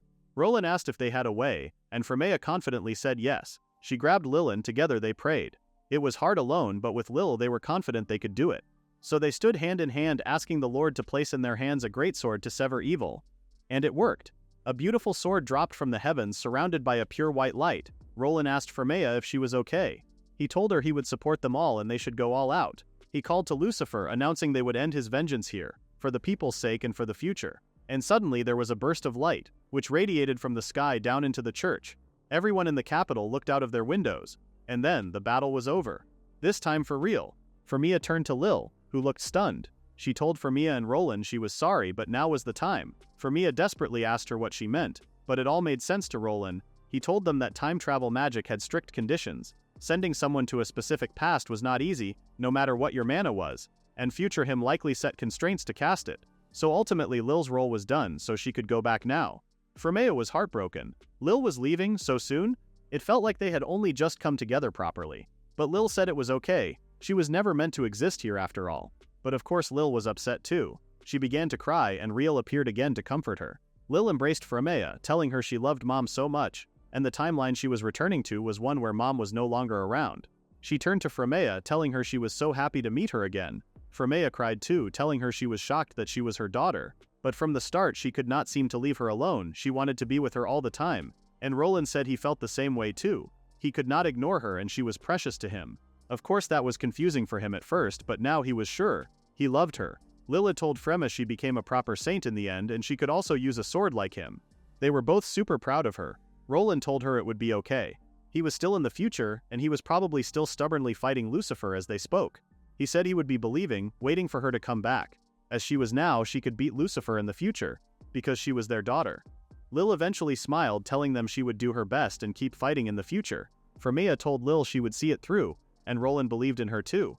She could save everyone and protect the future, and of course she could lean on him as much as she needed. He would make sure she was not lonely, and that she could be happy, and he swore it here and now for his future self. Lil smiled, knowing that was exactly what her dad would say. In the future or past, he was still her dad, and Frémea was her mom. They gave her so much love and hope, of course they would not meet again. Her future and theirs were different, but even so, she told them goodbye as she drifted to the skies. Frémea and Roland watched their daughter go, knowing it would be until they meet again. Life after that for Frémea and Roland was perfect. They returned home to a sea of smiling faces and their friends who were like family. They got back into their routine, balancing church duties and cooking with seeing their friends. And one special day Roland proposed to Frémea, and she said yes. They both embraced each other, with their eyes filled with happy tears. Their wedding day was perfect, with everyone they loved around them to witness their vows.